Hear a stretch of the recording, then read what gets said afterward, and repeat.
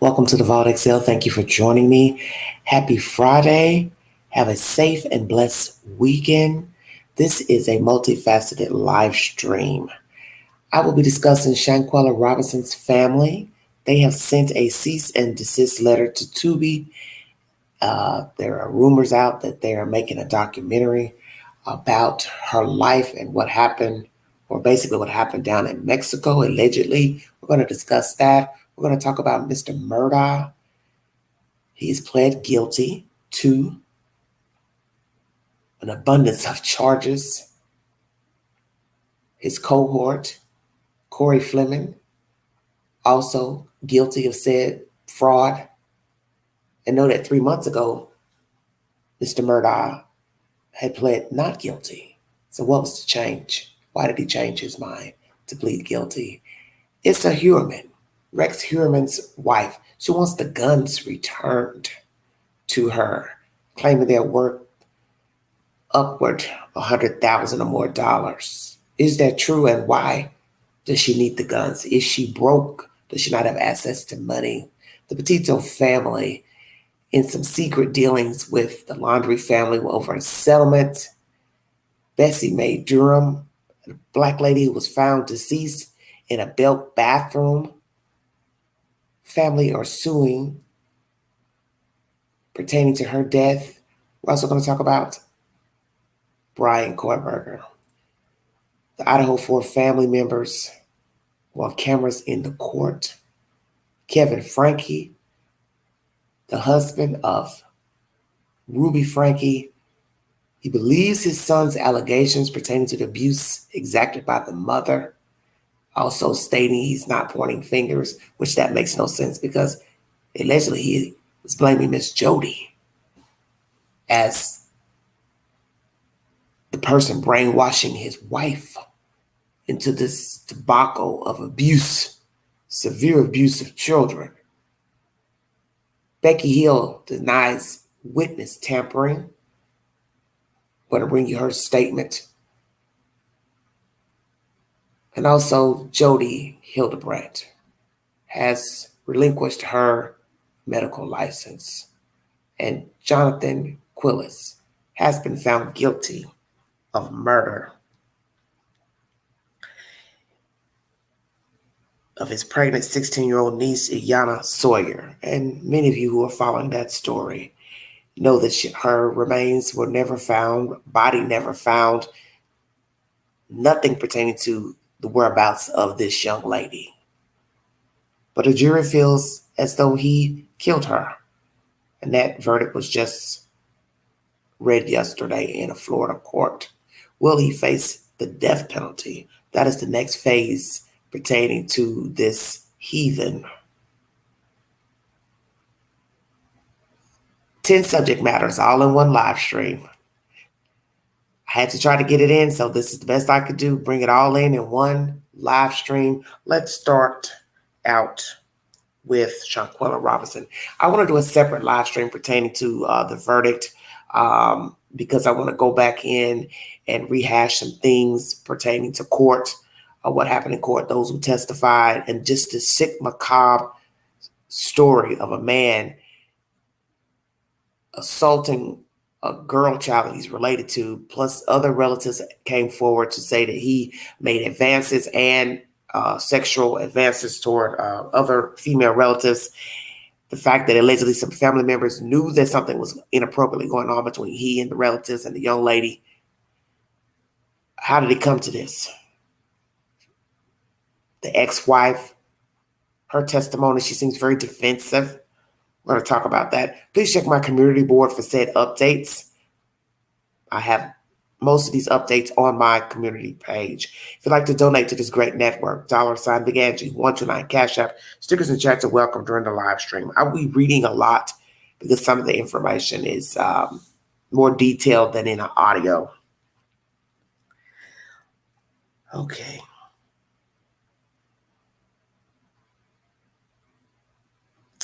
WBLS is the source pertaining to Shanquella Robinson. Thank you for joining me.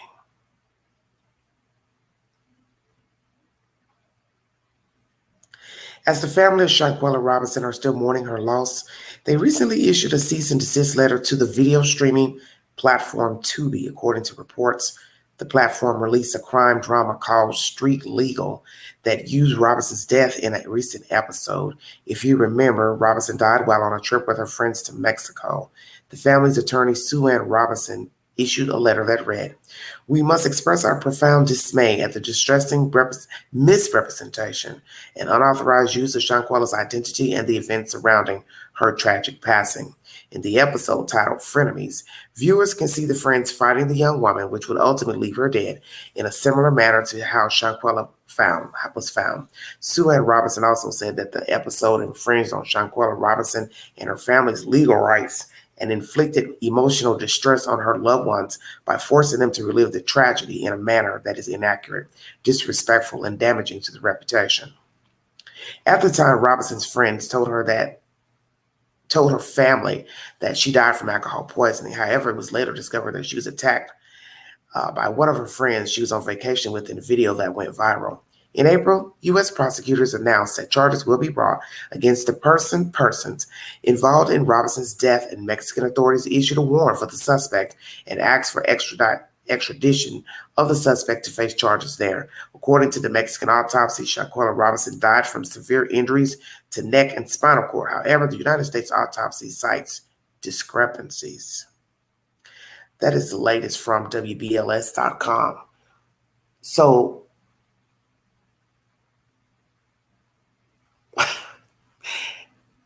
I do find it interesting that they would make a segment pertaining to the storyline when we don't have all the information. Allegedly, the U.S. has a different opinion versus pertaining to the autopsy. So, what are you all saying? She died what? Naturally. And why haven't you all forfeited the person responsible for her death?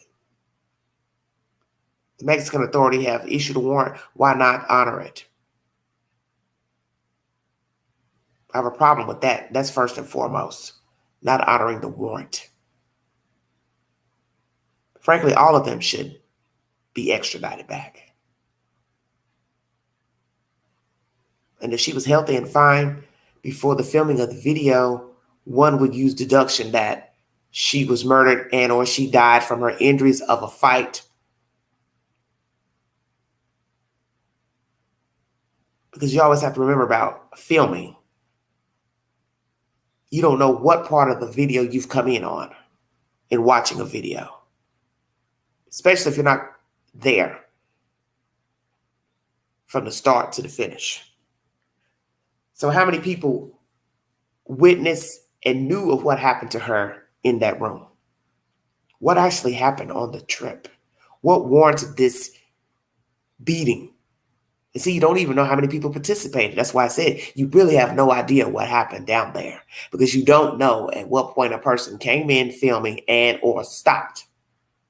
How many people took a lick to the girl? Was it just the one, or was it more than one?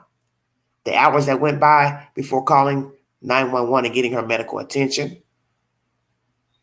Discrepancies on the people who were helping, if they were actually certified medically as nurses.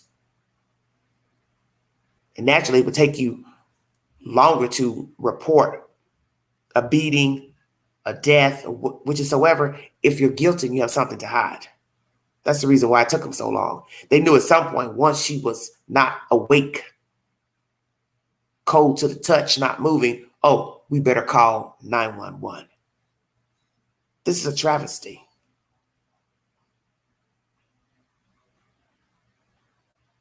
It's a travesty. And it's sad that a person would go out of town assuming they were in good company to only have some type of disagreement with one or more people. Other people stand by and watch the disagreement lead to physical violence and then die there. In a foreign country, in a hotel room floor, on the floor. I won't doubt that she was moved. What was it about? And why did it lead to death? And once again, what is the discrepancy in the autopsy? Spinal cord injury versus what? Here in America, you all think what happened to her then? If she didn't die from being beat up, then what did she die from? I have not seen this episode released by Tubi. I will check it out just to see, and then we can dissect it in the next video. Too much going on right now. Just way too much going on.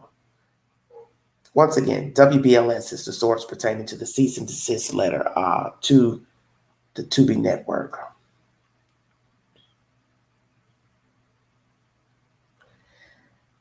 And once again, for those who follow true crime court hearings, Jonathan Quillis has been found guilty in the murder of his pregnant 16-year-old niece, Ayanna Sawyer. I also found it interesting they kept using her initials during the court proceedings, but I believe this was an issue pertaining to the defense because they felt like he didn't kill her. She's possibly alive.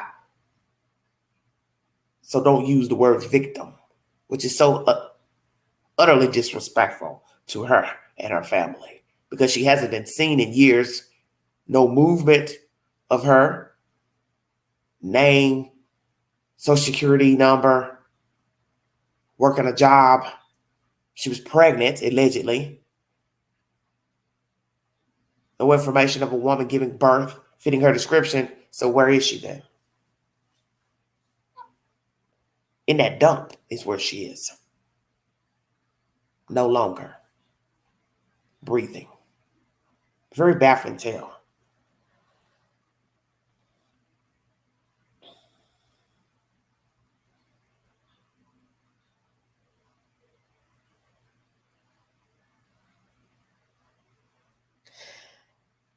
New York Post is the next source pertaining to the Petito family. A lawyer for Brian Laundrie and his parents in Gabby Petito's murder case reportedly made a settlement offer to the slain woman's mom and dad ahead of a civil trial scheduled for next year. Court papers obtained by WFLA show attorney Stephen Bertolino recently filed a proposal to Joe Petito and Nicole Schmidt, Gabby's parents.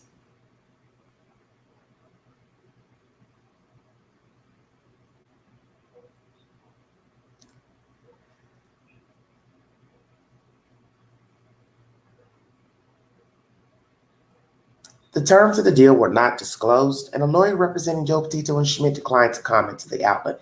Gabby's grieving parents are suing Brian Laundrie's parents, Chris and Robert Laundrie, in civil court in Florida, alleging they were aware of Gabby's killing, but chose to remain silent about the case. The suit argues their inaction resulted in their severe emotional distress and that they deserve compensation. Settlement discussions and proposals are part of the process with every civil litigation. Bertolino, who was added as co-defendant in the civil suit, told WFLA, this case is no different. Depositions began last month and a jury trial is set for May 2024. Petito, 22, was traveling cross country with Laundrie, 23, when she suddenly vanished in August 2021. He returned to his Florida home without her, leading police to name him as a person of interest in the case. Petito's strangled corpse was found in Wyoming's Grand Teton National Park the following month. Weeks later, Laundrie was found dead in the Myakkahatchee Creek Environmental Park in Florida. Investigators determined that he killed himself and said he confessed to his girlfriend's slaying in a letter. Petito's parents also sued the Moab City Police Department in Utah, arguing the agency deprived Gabby of her safety and ultimately her life. Moab officers pulled the couple over for speeding and found Petito bloody and crying after a fight. The cops separated them for the night but took no further action. Petito was killed days later. Her family marked the 2-year anniversary of her passing earlier this week. Please shine a light in the darkness for all those who have been taken by the ones they love and for survivors of domestic violence, Schmidt posted to X, which was formerly Twitter. And I don't know why they changed the name, but that's a whole nother story. New York Post is the source. This content was uploaded September 1st. So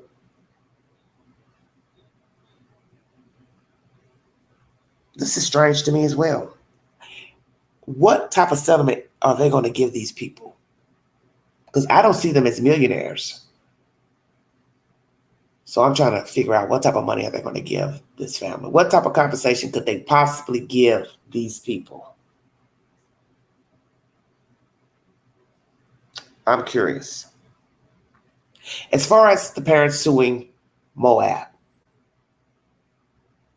they were instructed to go their separate ways, if I'm not mistaken, the two. But like many relationships and courtships, you cannot tell people how to navigate and what to do thereafter an altercation and after the police has intervened in the situation. Most will say she should have left Moab and came back home, but she did not, because obviously she cared for the young man. He cared for her, allegedly. But you see how that turned out. And this happens a lot in relationships, courtships. And they have said that usually when police is involved, that's usually when things go awry. She wanted to be with him. And that's the bottom line. No matter what you think of the laundries, no matter what you think of the young man, what he did, the murdering of this young lady, she obviously wanted to be in his company despite whatever was said and done out there. Because in the end, she made the final choice to continue the trip. And as I said, many of us have made foolish mistakes in dealing with people that have cost us a great deal of stress, physical violence, yes. And some people didn't make it. They ended up dying, such as this young lady. And naturally, people will say, well, you see the signs that they're violent, verbally violent, derogatory, leave them alone. But we have learned in life, we tread forward in the nonsense for whatever reason. It doesn't have to make sense to other people. But I think in life, we have all went into situations and continue to be in situations that were not beneficial to us. Even if it did not lead to violence, even if it did not lead to derogatory language, but just utter disrespect to the spirit. And I believe many of us deal with that on a daily basis. A lot of us are utterly disrespected by people. People don't regard our feelings, our opinions, our belongings, our things, our property. And we continue forward without acting out, breaking the law, cursing, acting a fool. But as I said to someone yesterday, we are all just a minute or two from popping off because people are disrespectful. They are ignorant. And you can't be pushed.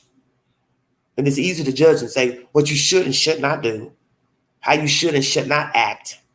Yes, it's easy because possibly I or you are not in that situation. But the way people act today, they're so vile, it really doesn't take very much to push a person's button to pop off. Now, actually, what he did, there's no excuse for that because, as I said, he could have left, she could have left. And once the police was involved, it was beneficial for either one to take the higher road and keep it moving. But they did not. And naturally, things escalated. And I'm sure that was a discussion before the jump off. Why'd you call the police? Or why this, and this? Why do you act like this? Both were probably going back and forth. The situation didn't end after the police. They may have went to their separate corners attempting to cool off. But we all can continue to vent, say things out of turn. And the next thing you know, somebody's grabbing somebody, pulling hair, grabbing somebody by the throat. Now it's survival of the fittest. That's the latest pertaining to the Petito Schmidt debacle. New York Post is the source. What is the dollar amount for the civil suit? I'm curious because I didn't think they had any money to pay. Very interesting. New York Post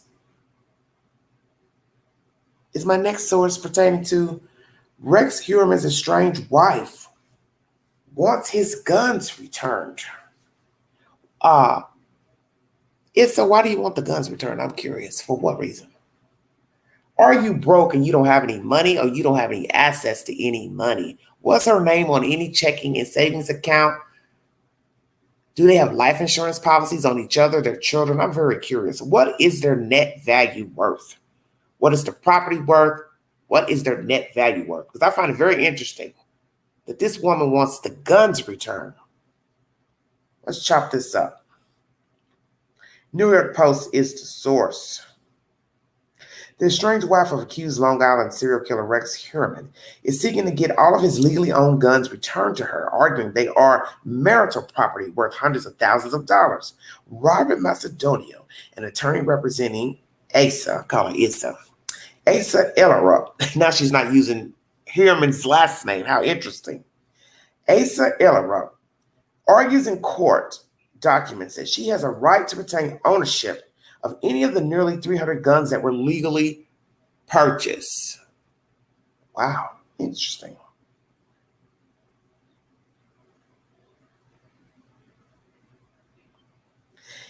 He also claims any outstanding jewelry, clothing, and cash removed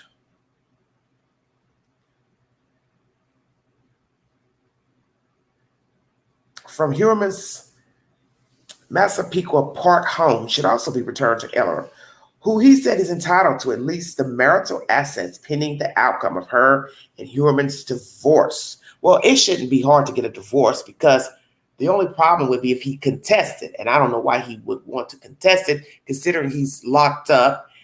I don't see him getting out. I don't see him ever making a bond. Best thing for him to do is just go ahead and sign the paper and let that woman go on with her children.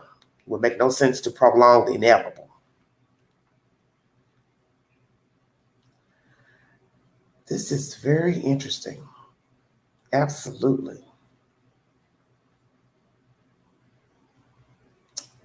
Now he's jumped off where I was. Sorry about that, you guys. Okay, this is crazy to me.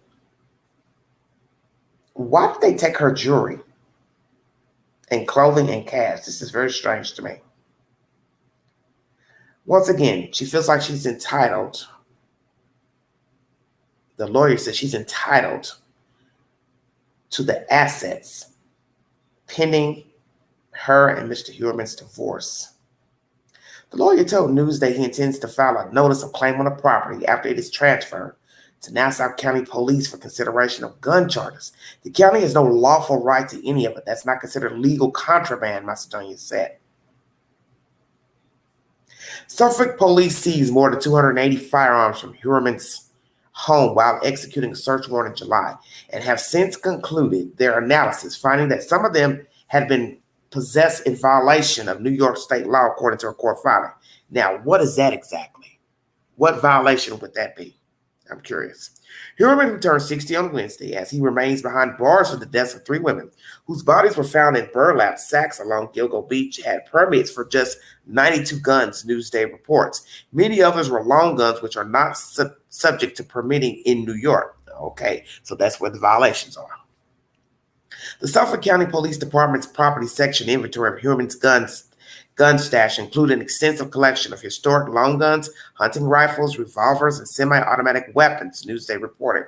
It includes guns dating back to the 1860s, as well as firearms that were manufactured in England, Sweden, Switzerland, Italy, Russia, Belgium, Romania, Israel, and France. Wow.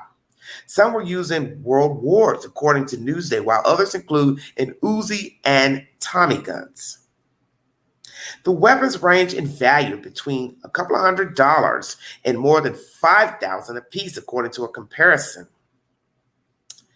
of the inventory to online gun dealer price listings. Altogether, Macedonia it estimates the entire collection could be worth $300,000.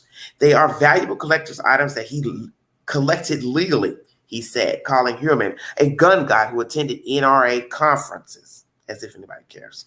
Prosecutors are trying to get the guns handed over to Nassau County cops, but no guns are believed to have been used in the deaths of Gilgo Beach victims Megan Waterman, 22, Melissa Bartholomew, 24, and Amber Lynn Costello, 27. The Manhattan architect was arrested near his Midtown office on July 13th after police were able to connect DNA found on a pizza crust. He threw out to DNA found on the bodies of 3 women. Heuermann is also the prime suspect in the murder of a 4th woman, 25-year-old Maureen Brainerd Barnes, whose body was found near the others. He has pleaded not guilty to the charges against him. Following their arrest, Ella and her 2 adult children, Christopher and Victoria, had to vacate their home as Long Island cops tore it apart, looking for any evidence that might help convict Heuermann in court. She and her kids ended up sleeping in a rental car for more. What? She and her kids ended up sleeping in a rental car for more than a week because they didn't know what else to do, Ella previously told the U.S. Sun. Ella said she was finally able to find some peace in her longtime home, to which she was allowed to return after 12 days and found it was in complete disarray from the investigation.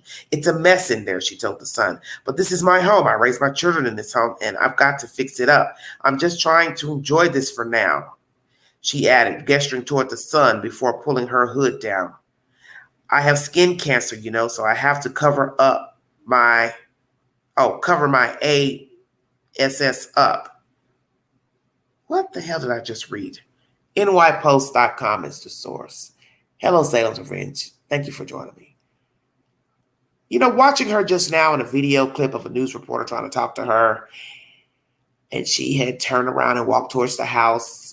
There's something off with her. Besides the allegations against Rex for being a serial killer, let's put him to the side. We're going to put him on a shelf, and we're going to talk about this woman here briefly.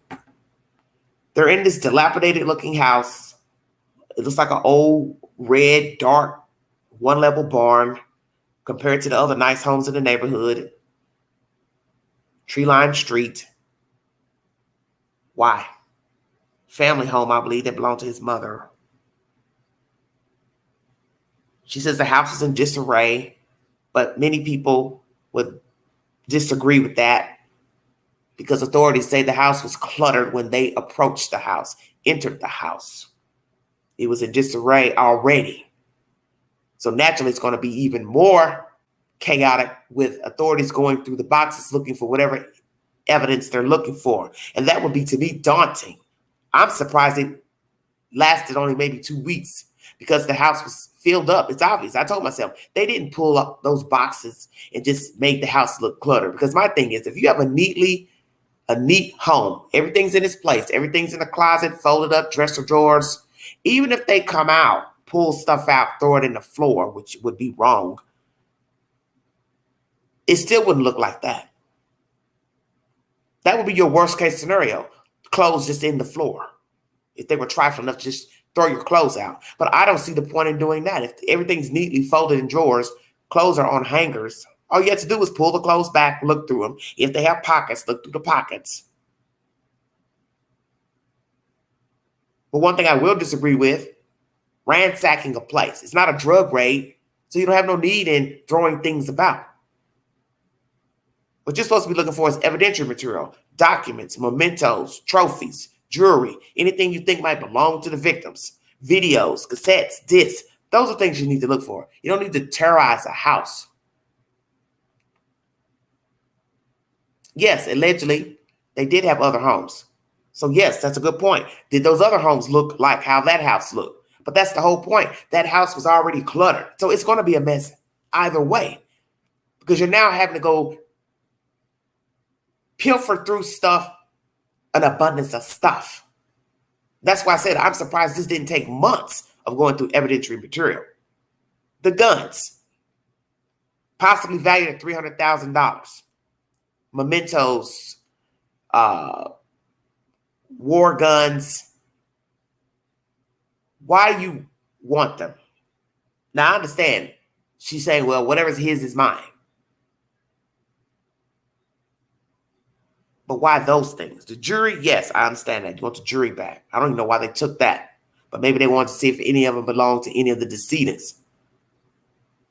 And I've never heard of anybody taking clothes, jewelry, and guns. Now, they say the guns aren't related to the murders. Then yes, rightfully so, they should be given back to her. But it's just strange, them taking jewelry. Why? Why not give that back? That should have been given back in the first place. Taking clothes.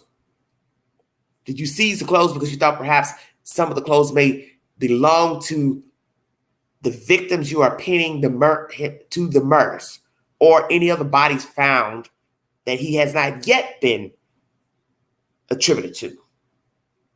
I'm confused there. But there's something off with this Asa lady, Asa.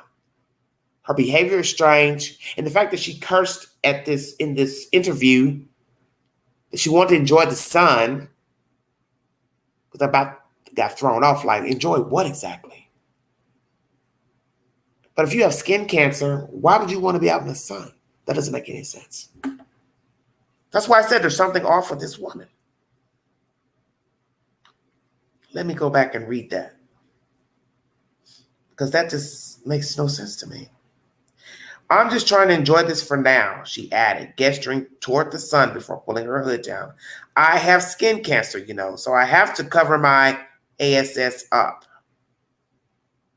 And naturally, you are going to want some sun because you need vitamin D, no matter your race, nationality. That's why they tell you need to open your windows, open your blinds, because everyone needs vitamin D. Okay.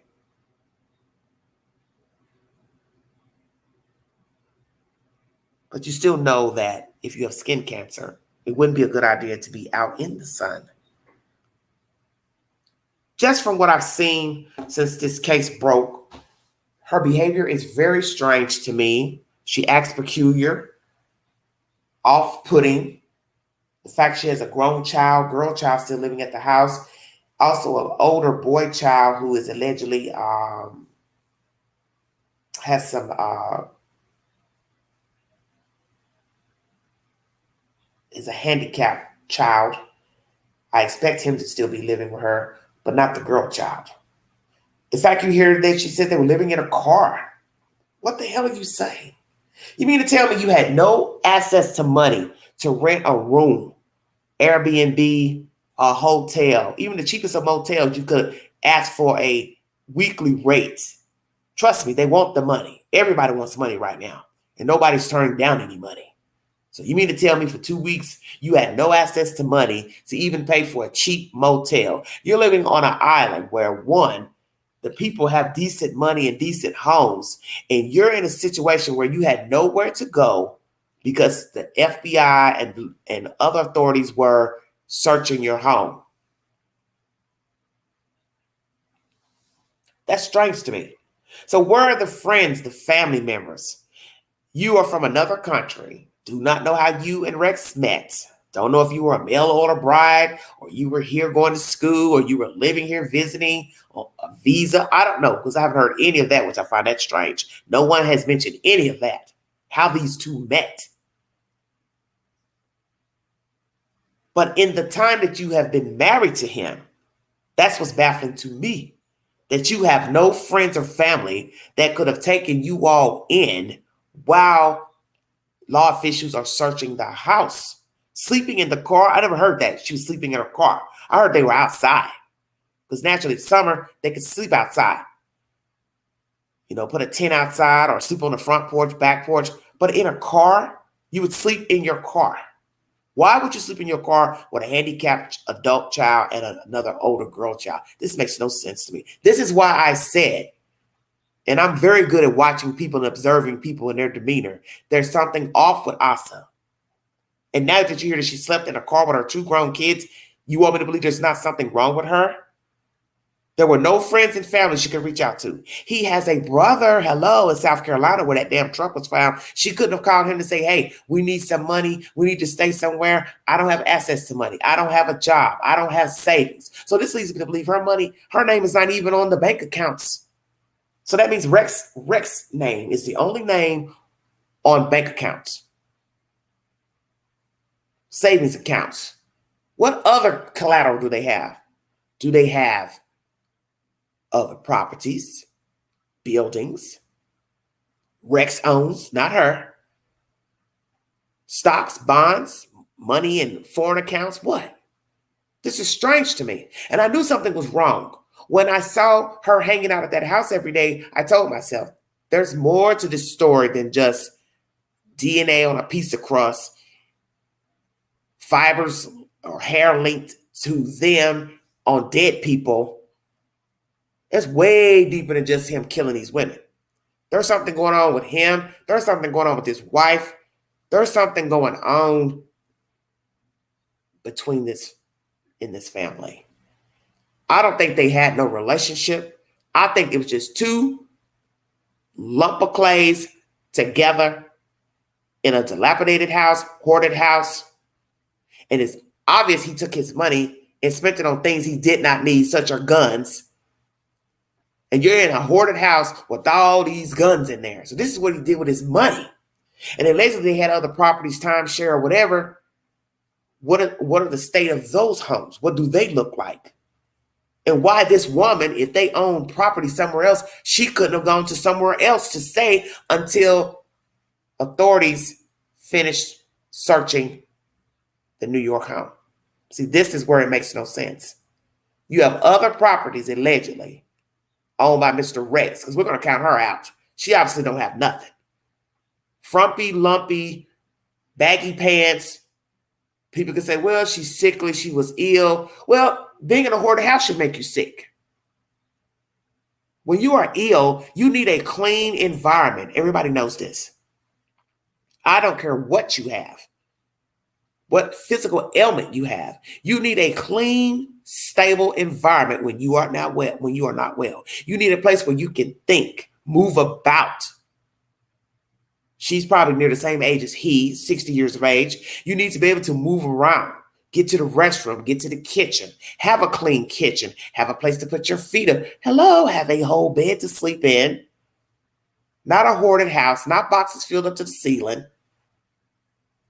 Then you want to blame the FBI and law officials as if they came and tore up your house. Yeah, they came and broke up your tub, doing things that they usually do in investigations dealing with death. They do this. But the point is, why didn't this lady have somewhere else to go with her adult children? This is what makes no sense to me. Very, very strange.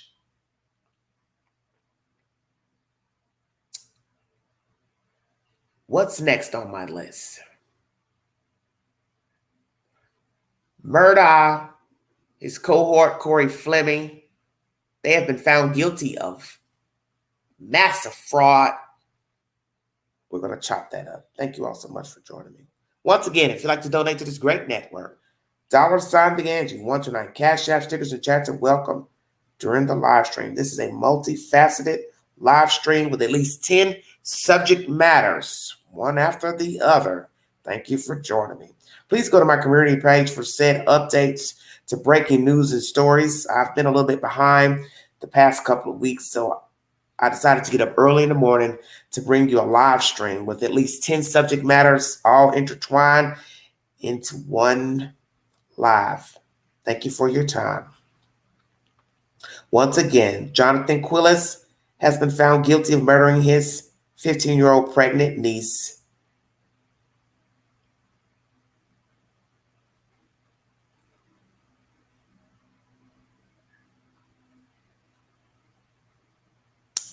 Alex Murdaugh wanted a new trial request. This was uploaded 6 days ago. WCNC is the source. This is a brief video.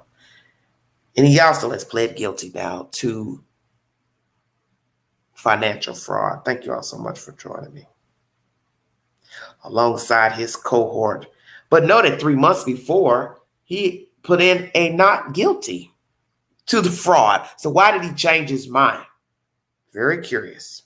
WCNC is the source. Attorney General says Alex Murdaugh's legal team did not follow proper procedures in their appeal of his murder conviction. Murdaugh's legal team pushed for a retrial last week, saying they have evidence of jury tampering during the murder trial.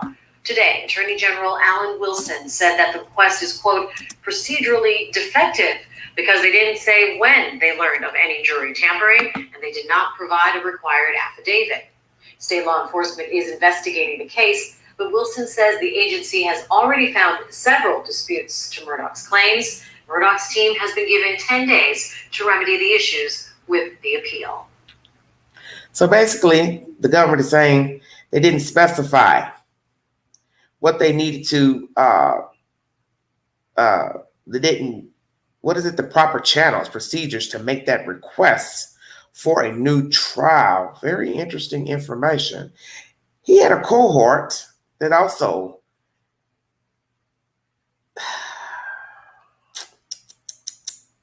was a naughty boy. But before we get to the cohorts, let's see what he has done. Convicted murderer Alex Murdaugh pleads guilty to financial crimes. This is ABC 6 Philadelphia. Murdaugh pleaded guilty today to nearly 24 federal financial charges in South Carolina. He was accused of stealing millions of dollars from his clients as a former attorney between 2011 and 2021. The 55-year-old is already serving life without parole for shooting and killing his wife and youngest son. Murdaugh told the judge that he wanted to be held accountable for stealing from his clients and to do right by his surviving son. He'll be sentenced at a later date. Sentenced at a later date, wanting a new trial from this Becky Hill witness tampering allegations. Did she tamper with the jury? Or this is all a misunderstanding? Or this is some disgruntled jury members that are lashing out because she wrote a book? Is this what this is about? Then people say, well, why didn't you all say anything during trial? Possibly because they knew that if they said something, there would be a mistrial and the process would start all over again. And they didn't want that. So they kept mum. But then when she started running her mouth, getting her 5 minutes of fame, maybe they became offended. I don't know. It's a very interesting story. This Becky Hill and this jury mess. Very, very interesting. Corey Fleming sentenced during court appearance on state financial crime charges uploaded 7 days ago. WCBD News 2 is the source. This is one of Mr. Murdaugh's cohorts. Courtroom today, 2 of his co-conspirators also sat in front of Judge Clifton Newman today. Hannah, you were telling us what happened in court. Hi, Erin. Yes, Corey Fleming and Russell Lafitte were also in the Beaufort County courtroom today. Lafitte received some updates on his case, and Fleming sentenced to decades in prison on the state financial crime charges that he already pleaded guilty to.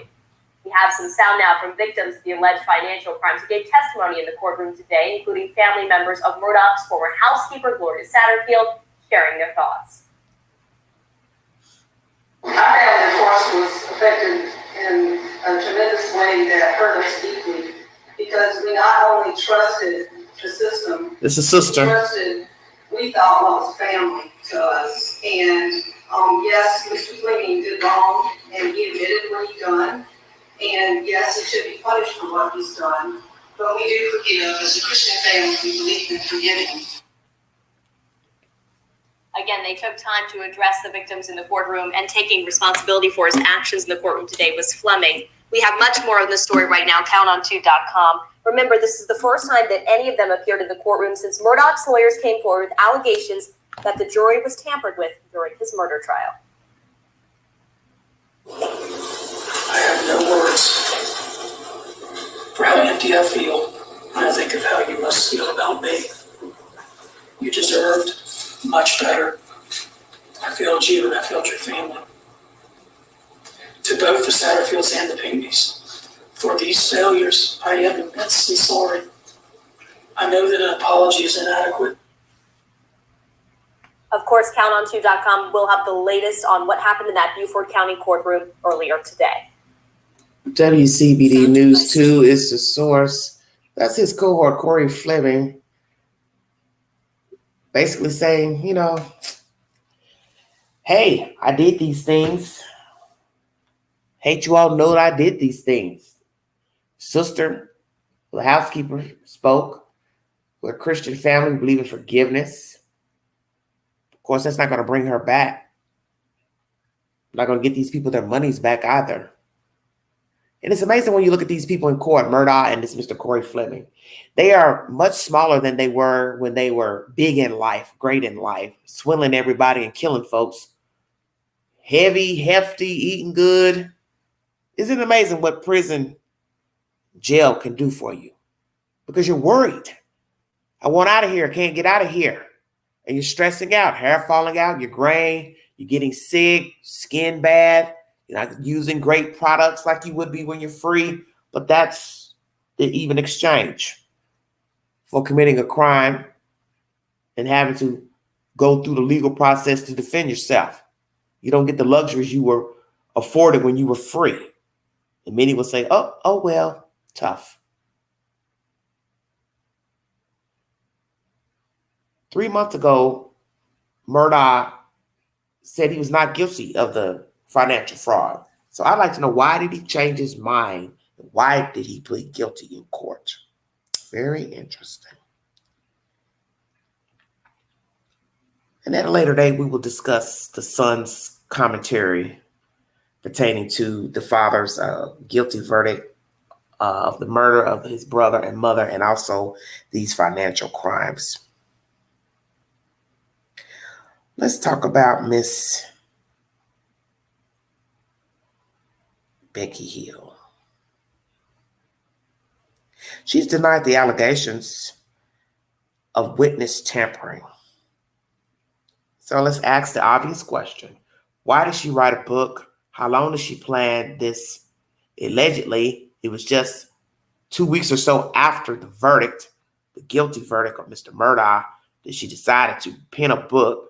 But the circumstances for how she met this author, Mr. Gordon, is very strange and peculiar. First, she met the wife. They got to talking about her job as a clerk. And then this lady tells her, oh, by the way, my husband's an author. What are the odds? It's just the truth. Because, you never know the versions that people give and how they came to do something and how they met somebody. Did she plan it longer than the 2 weeks after the verdicts? I'm curious. So I got a feeling perhaps that's not the truth. I find it very strange. And someone on one of the court programs or news entities, it was either Court TV or Law and Crime, one of the guys said this is very strange how this Mr. Gordon and his wife came to meet Miss Becky. Too convenient. And it is very convenient. Greenville News is the source. Colton County Clerk of Court, Rebecca Hill, and her co-author are beginning to address allegations of jury tampering leveled recently by criminal defense attorneys representing convicted murderer Richard Alex Murdaugh. Hill, a first-term elected official who oversaw day-to-day courtroom operations during Murdaugh's internationally publicized 6-week double murder trial, and who read the guilty verdicts on March 2nd, has been accused in court filings and during a public press conference of having improper communications with jurors, which may have helped remove some sympathetic jurors and sway others. On Thursday, Hill maintained her innocence and denied all allegations to the Hampton County Guardian, but declined to comment further on the matter. However, her co-author, Neil Gordon, has been vocal. After appearing on Court TV and a couple of podcasts, Gordon sent a statement to the Guardian, which he says represents his opinions alone and does not speak for Hill. Well, some would beg to differ. You've been bragging about her on TV to these same news entities, how she's a great person, loyal, respectful, this and that. So you are basically speaking on her behalf. You're the first one to put out a statement that the allegations are bogus and that she never discussed anything with you about the jury or talked to the jury to your knowledge. So you were rooting for her and you were speaking on her behalf, sir. You must have forgotten about the information that you've relayed thus far. Anyway, following the highly publicized trial, Hill teamed up with Gordon to write a book about her experiences as clerk of court during this historic murder case and her experiences with the Murdaugh family. Murdaugh's attorneys cited pages from that book as evidence supporting their claims against her, but Gordon disputes those claims. Interesting. Overall, I would ask anyone following these alleged jury tampering allegations to please reserve judgment until all the facts come out and all interviews are conducted by the proper, objective law enforcement authorities, stated Gordon. Please remember, in our society, people are innocent until proven guilty.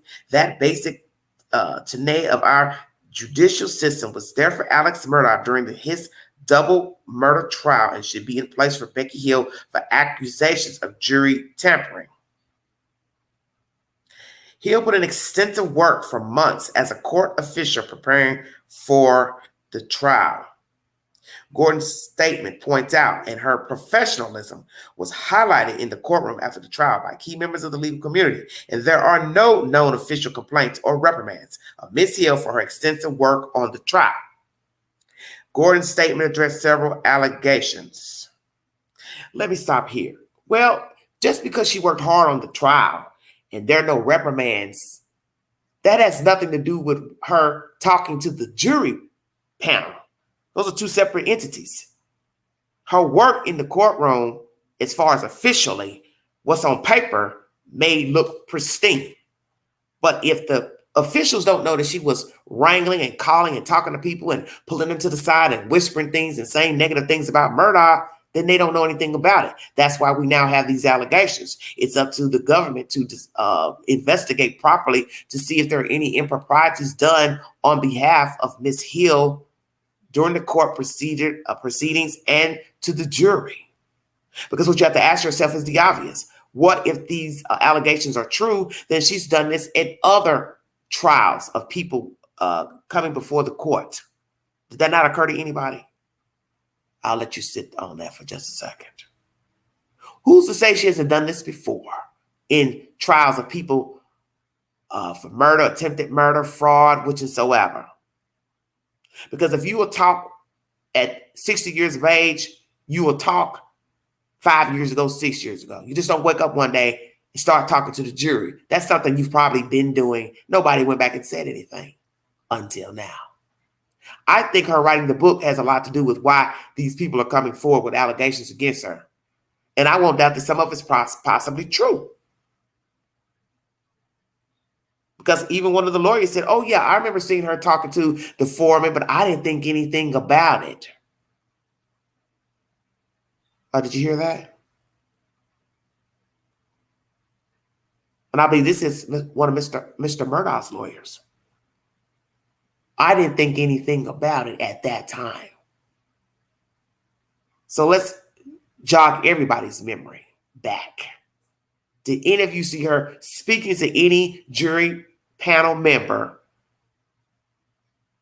privately or talking in general? But then she could say, well, we were just talking about how to bake lemon meringue pie or chocolate cake or cookies. So which jury members are bringing the allegations? How many are there? And what will be the consensus of the other jury members?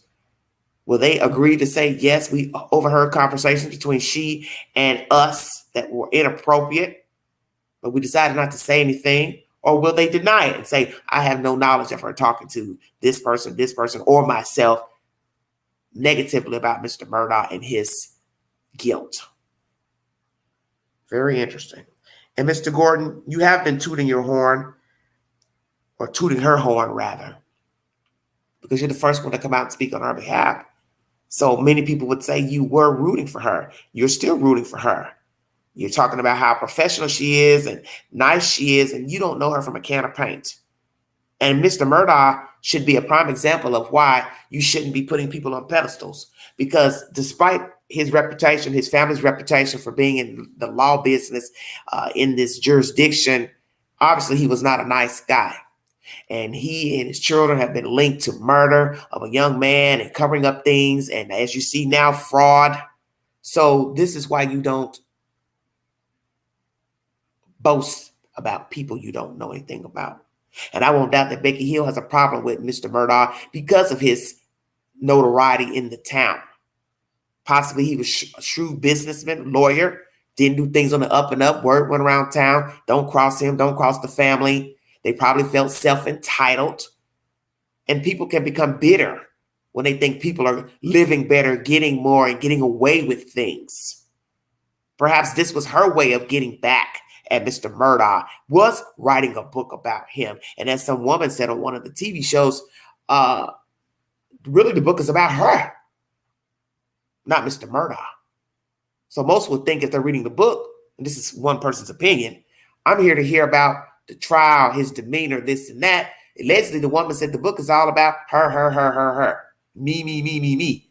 Not really anything substantial about Mr. Murdaugh. So I'm interested to see what's in the book.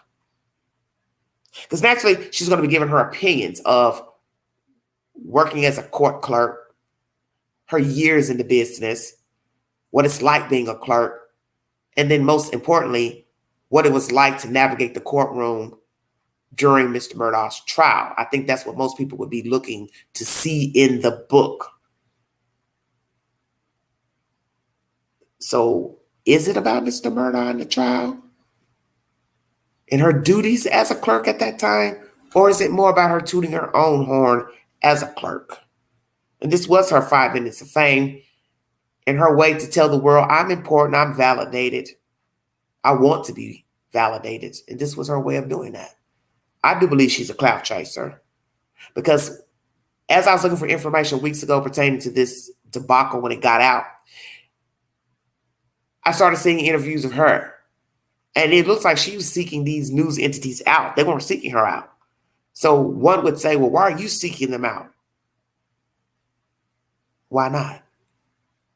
Because I want attention. And when you hear her talking about the town and people coming to the town because of the Murdaugh trial, as I said, if I didn't know that this man had killed his family and listening to her speak about the town and the court procedures and all that, I would think we were talking about an apple festival or a pumpkin festival. It's just the way she was talking about the town and how great it is and all these people coming to the court and how fantastic it was. It didn't seem like we were talking about a man who's butchered his family. As I said, she was talking about this trial and the sensationalism of the trial and so many people wanting to be a part of it. As I said, it did not seem to be about a murder trial. Vicious at that. That's why I knew then, when I heard her talking during an interview, this was for clout. This was all about Becky. Becky getting attention. Becky being validated. Becky wanting to be important. Wanting people to know she's important. She had an important job at the courthouse. And naturally, she had to know after writing this book, there was going to be some negativity. So I think this was her way also of getting out of her job, bowing out. I'll write this book. Everybody will start talking about it. I won't need to go back to my job as the clerk. I can live off my royalties from the book. Now, it doesn't matter that this company, the guy who wrote it, they self-published. They had to put up their $30,000 to get the book out. The point is, she's now a household name and you're now a household name. You see, you can brand yourself to make decent money depending on what you're putting out.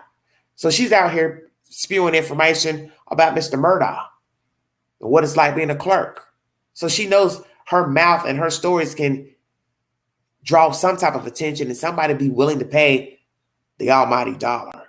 And you do have people who pay for stories such as the Daily Mail, the Sun. Who's to say she didn't find an entity that was willing to pay her? That's the point. It's called self-gratification. And I believe she's a clout chaser. I believe she's insecure. She wanted attention, and this was her way of getting the attention that she feels like she deserves, is by talking about Mr. Murdaugh. And as I said, if it is true that she talked to a jury member or more about Mr. Murdaugh and his guilt, or she's thinking he's guilty, I won't doubt she's done this before, and nobody ever said anything. That's my content pertaining to Becky Hill. Thank you all so much for joining me. So we've talked about Shanquella Robinson's family. sending a letter to Tubi platform, a cease and desist letter about a segment they've made. We talked about Mr. Murdaugh and his cohort, Corey Fleming, both pleading guilty to fraud charges. The Petito Schmidt family in secret dealings with a laundry family pertaining to a civil suit. I don't see how that's going to work out because I didn't even know the laundries had any money. But what I'm curious to know is why would you be paying money if you didn't have anything to do with, you had no knowledge of the girl's death, murder. You didn't know your son did anything. He didn't confess anything to you. So what would you be paying out? Why? I'm curious. You had no knowledge of her murder. Why would you be in a secret dealing for a payout? It's very strange. Becky Hill, the infamous clerk. Jonathan Quillis found guilty of murdering his 15-year-old pregnant niece. Many believe he impregnated her before death. He was found guilty in a Florida court. My last subject matters are going to be pertaining to Kevin Franke, his wife Ruby Franke, and Jodi Hildebrandt. And also I'm going to bring you information pertaining to Brian Kohberger.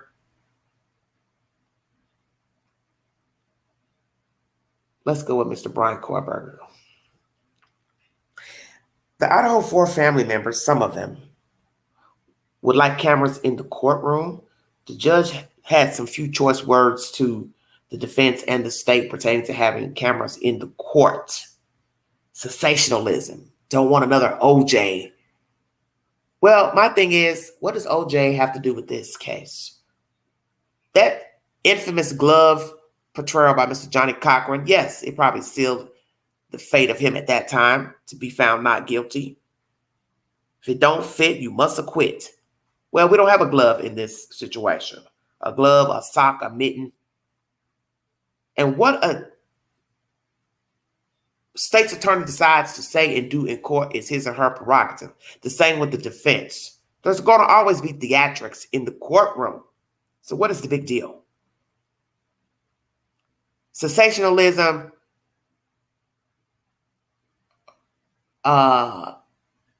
portraying the defendant in a negative light, persuasion, everything's about perception.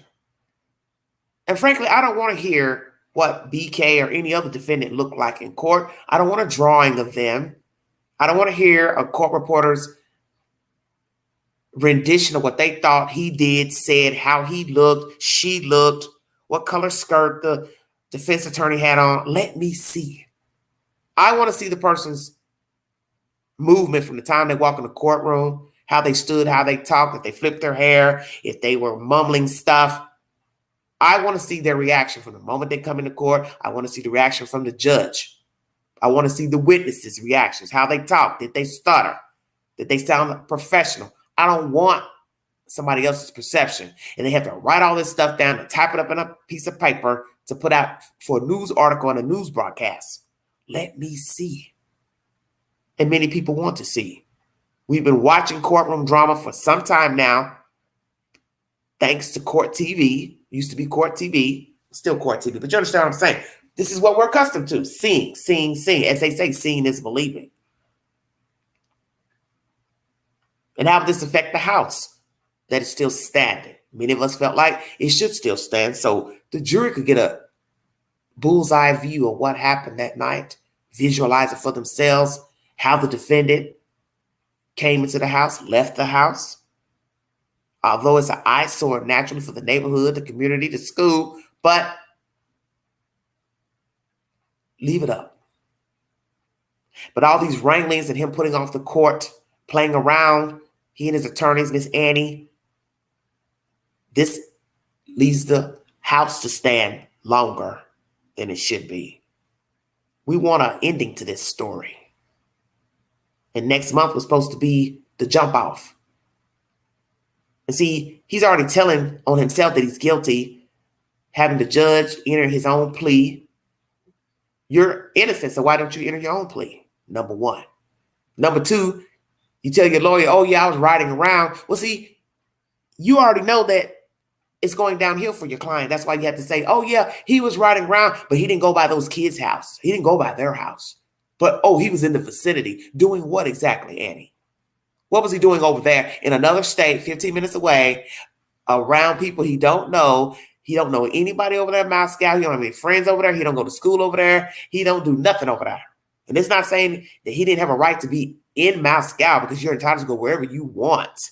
But on this night, you just so happen to be in a neighborhood and you've been following these people on IG and different social media platforms. Your DNA is on a knife sheath by one of the victims. I say this is enough for me to think, yeah, you did something.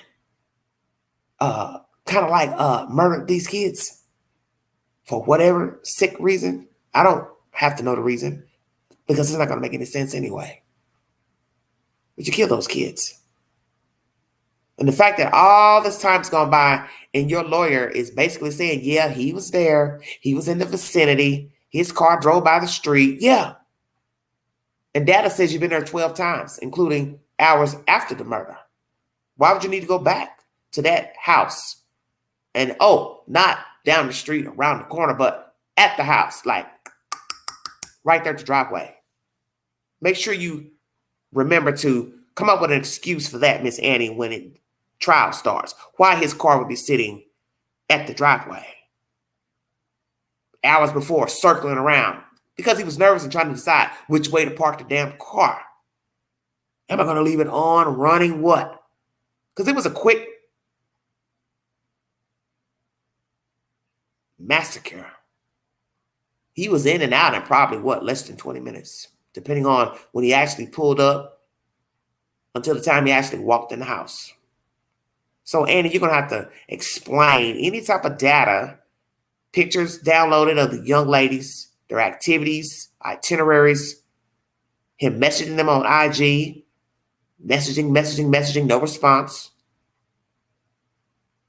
Car being in the vicinity, getting a ticket in the month of August in Moscow, doing what exactly at 10:30 something at night? Stalking. That's what?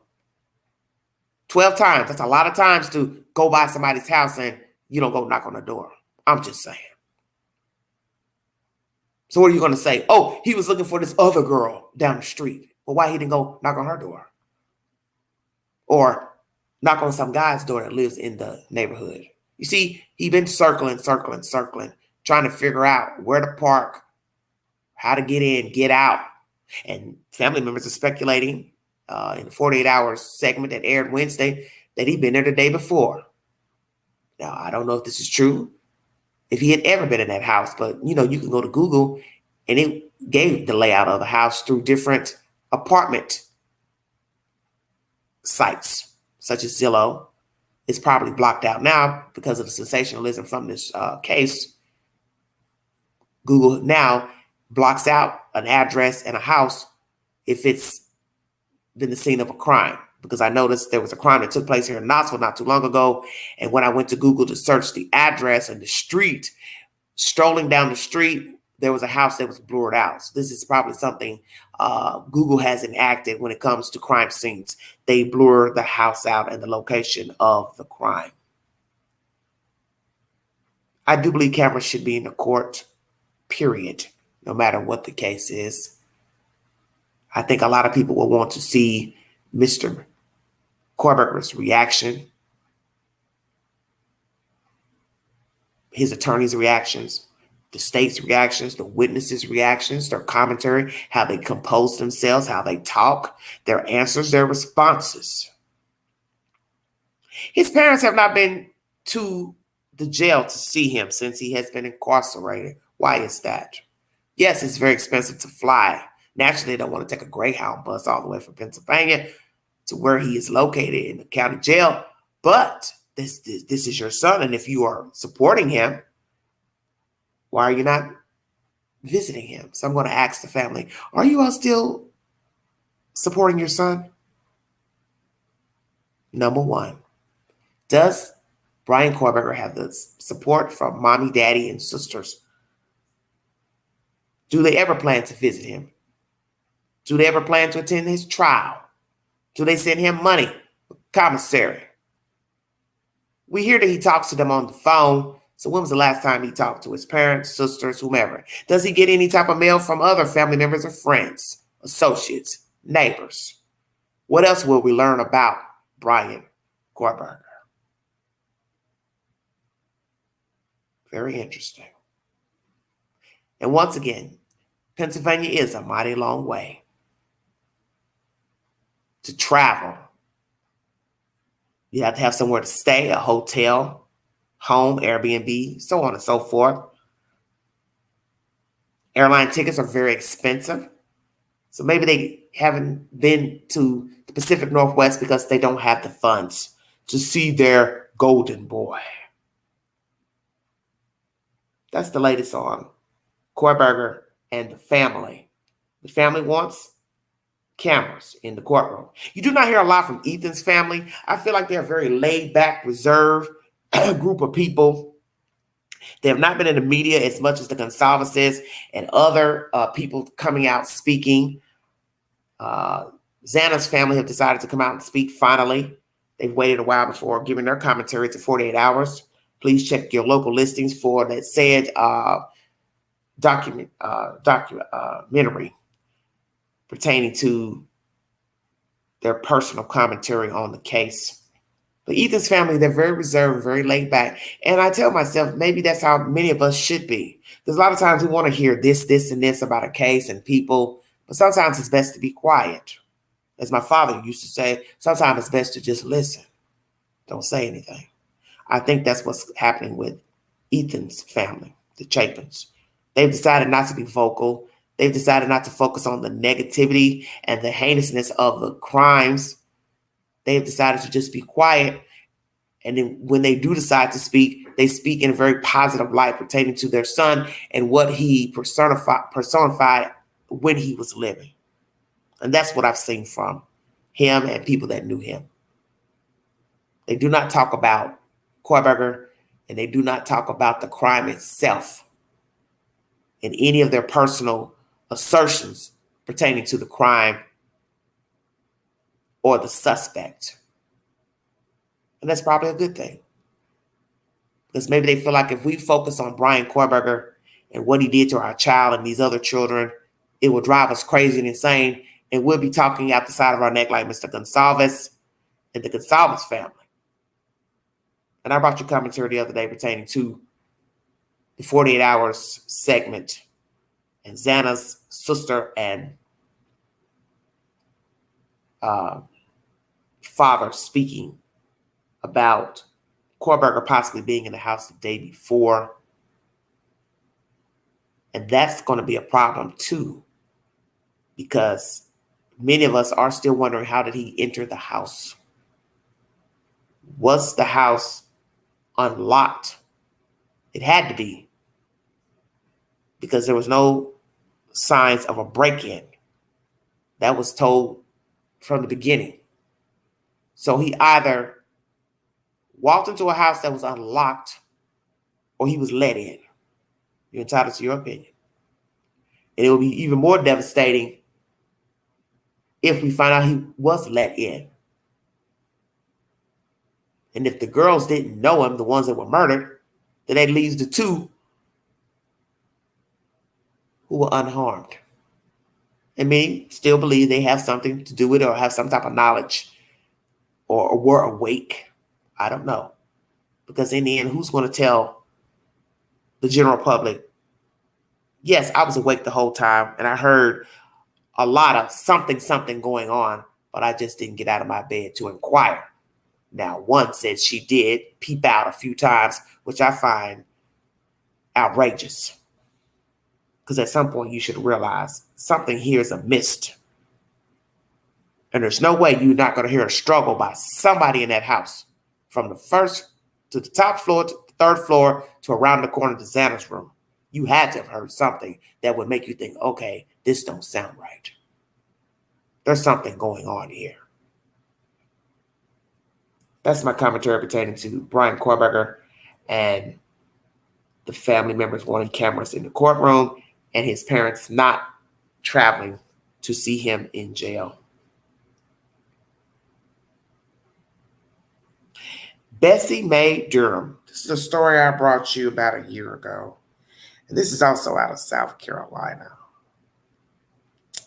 This is a very horrible story of an African-American woman who was working as a janitor for a Belk department store. And she was found deceased in the restroom. This is a very baffling story. News 19 WLTX is the source. Lawsuit filed over the death of Belk custodian. Thank you for joining me, everybody. After 4 days locked inside a bathroom at a Belk store in Columbia, her family is now suing the department store. The filing marks the 1-year anniversary of Bessie Durham being found. News 19's Becky Buds has the story. Boy, she was a loving mother, grandmother, great-grandmother, friend, wife. And we're all just wanting ownership to be taken. The family of Bessie Durham, who was found dead while working at a Belk store in Columbia last year, is suing the retailer for negligence. Honestly, just justice so it won't happen to nobody else relative. Attorneys Chris Hart, Seth Rose, and Justin Bamber, who are also state lawmakers, are representing the family. They say Durham experienced a cardiac event while in the restroom. So she logged in that morning at 7 a.m. She never logged out. The lawsuit alleges that Belk neglected to inspect its bathrooms for days, leaving Durham's body unrecovered. Her cleaning cart had been parked outside the restroom the entire time. They didn't ask if Bessie's doing okay. They didn't ask, why hasn't this cart moved in 4 days? They didn't ask that. Wow. They asked, why was the bathrooms not being cleaned? The family also says the store had a policy enacted after a shooting at the mall earlier in 2022 that the door be locked, which further exacerbated the problem. As a result, her body was heavily decomposed by the time it was found, making it impossible for them to hold an open casket funeral. We couldn't even view the body. We didn't have no last moments. We couldn't see her smile. We couldn't see how beautiful she was. The family is seeking punitive damages from Belk. News 19 has reached out to Belk for the company's reaction to the lawsuit. Reporting in Columbia, Becky Buds, News 19 WLTX. Well, according to Hart, another lawsuit will be filed against the contractor for whom Durham worked for at the time of her death. Hart says the family hopes to use the money from the lawsuit to establish a scholarship for low-income girls to attend a trade school. All right, everybody. Thank you so much for tuning into this live stream. 10 subject matter live stream, or at least 12 commentaries intertwined. Let's talk about Bessie Mae, because this is bullshit here. Make me understand what in God's name happened in that department store, because you can explain what I just heard here. And this is newer information pertaining to the door being locked. Let's start with that. Allegedly, she had a cardiac situation. So she's in the bathroom locked. Her cart is outside. I never heard that. I never heard that the door was locked, to my recollection, because it's been a while, and that the cart sat out there for 4 days. So I want you all to think about what was said during this audio, because you know it doesn't add up. Number one, she couldn't get out because she wasn't alive. Nobody went in. Or did somebody go in? So what are you saying? The doors automatically lock as soon as you go into the restroom? So was this a personal stall of just one toilet, or you go into the bathroom and there's several stalls? Where was she found in the bathroom?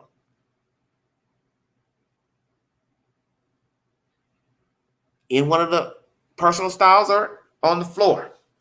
By the sink where? By a toilet where? Like I said, is this just a one toilet bathroom? You mentioned something about an incident before at the mall of a shooting and doors staying locked. That doesn't make any sense because the cart sat outside. So wouldn't you be walking by wondering where the janitor is during daytime hours? Oh, why is the cart here? Usually janitors don't clean businesses until nighttime. Stay woke, everybody.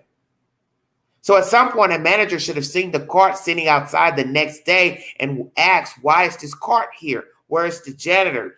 Why the cart isn't put up? Come on, you guys. That's first and foremost. What's visual? That's the cart.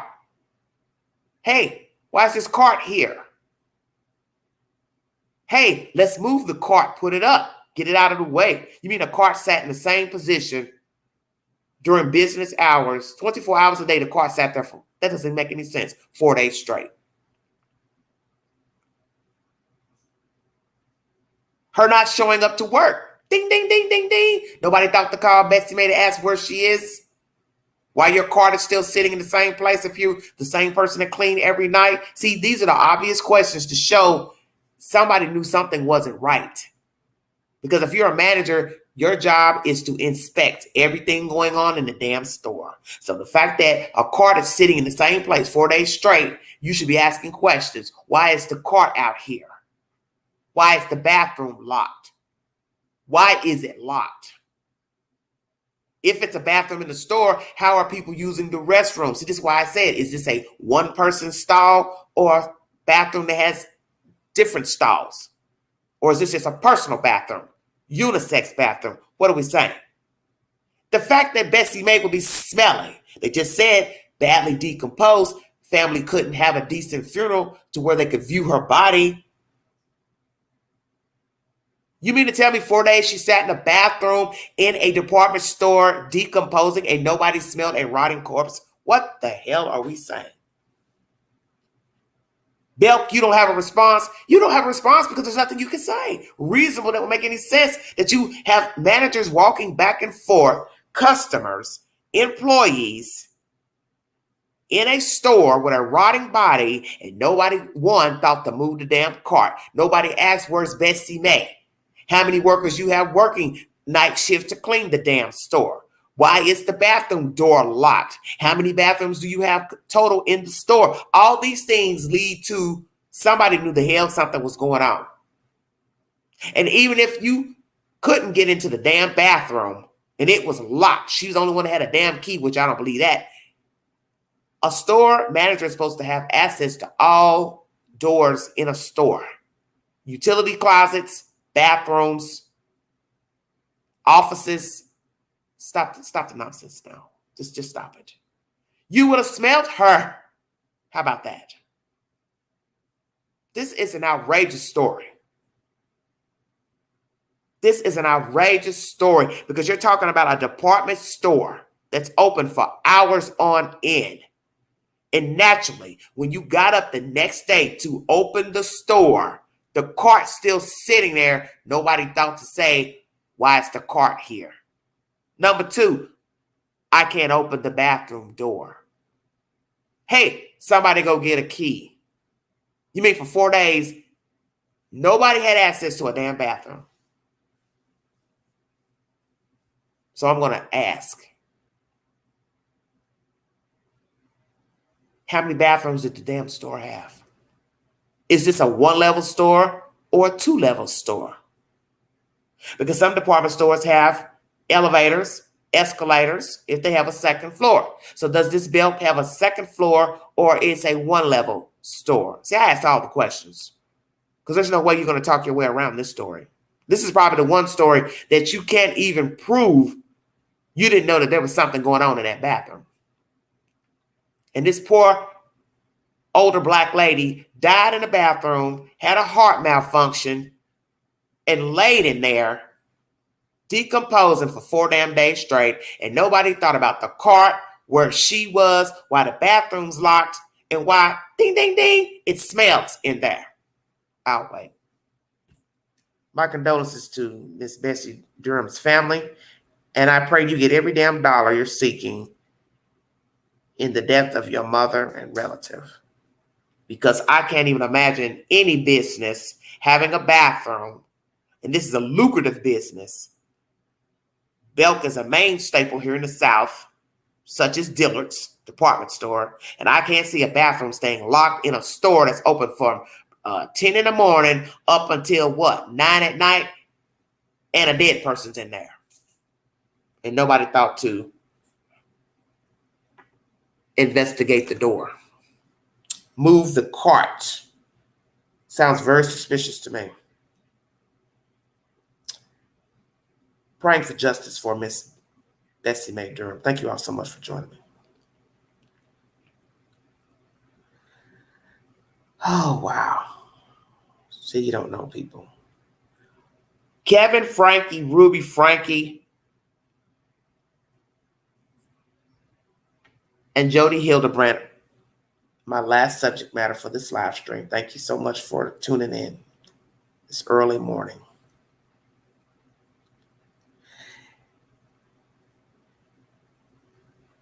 Kevin Frankie says he believes the allegations pertaining to abuse of his son by the mother, Miss Rubi. My thing is, sir, you know that they did something to your child because of the state that he was found in. Nobody made that up. He didn't tie himself up. And you also still legally married to Ruby Frankie, and you left the house for whatever reason. And you stayed gone from these people for 13, 14 months. No conversations, video chats, anything, visits to your family or the children. Why? And then the audacity of you wanting to seek custody. So you believe the allegations, and you also want your children. Well, I don't believe you deserve your children. You have no rights to the children because you were gone a year. And if you can stay gone a year without visiting, calling, you don't need the children. So where would the children go? Will this be public information relayed? This is also the subject matter pertaining to Mr. Frankie trying to get custody of his children. And how much access will the older girl child, Sherry, have to the state of the children? Will she seek custody of the children? Is she speaking to her father? Are they getting along? Has he had contact with her? A lot of information pertaining to this crazy nonsense.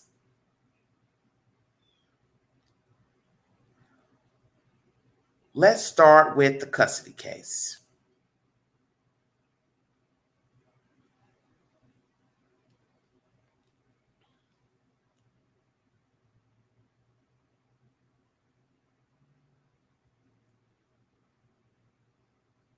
Ruby Franke appeared virtually from jail early Monday at a child welfare hearing in Provo concerning her 4 children in state custody, during which attorneys discussed whether or not to seal the case.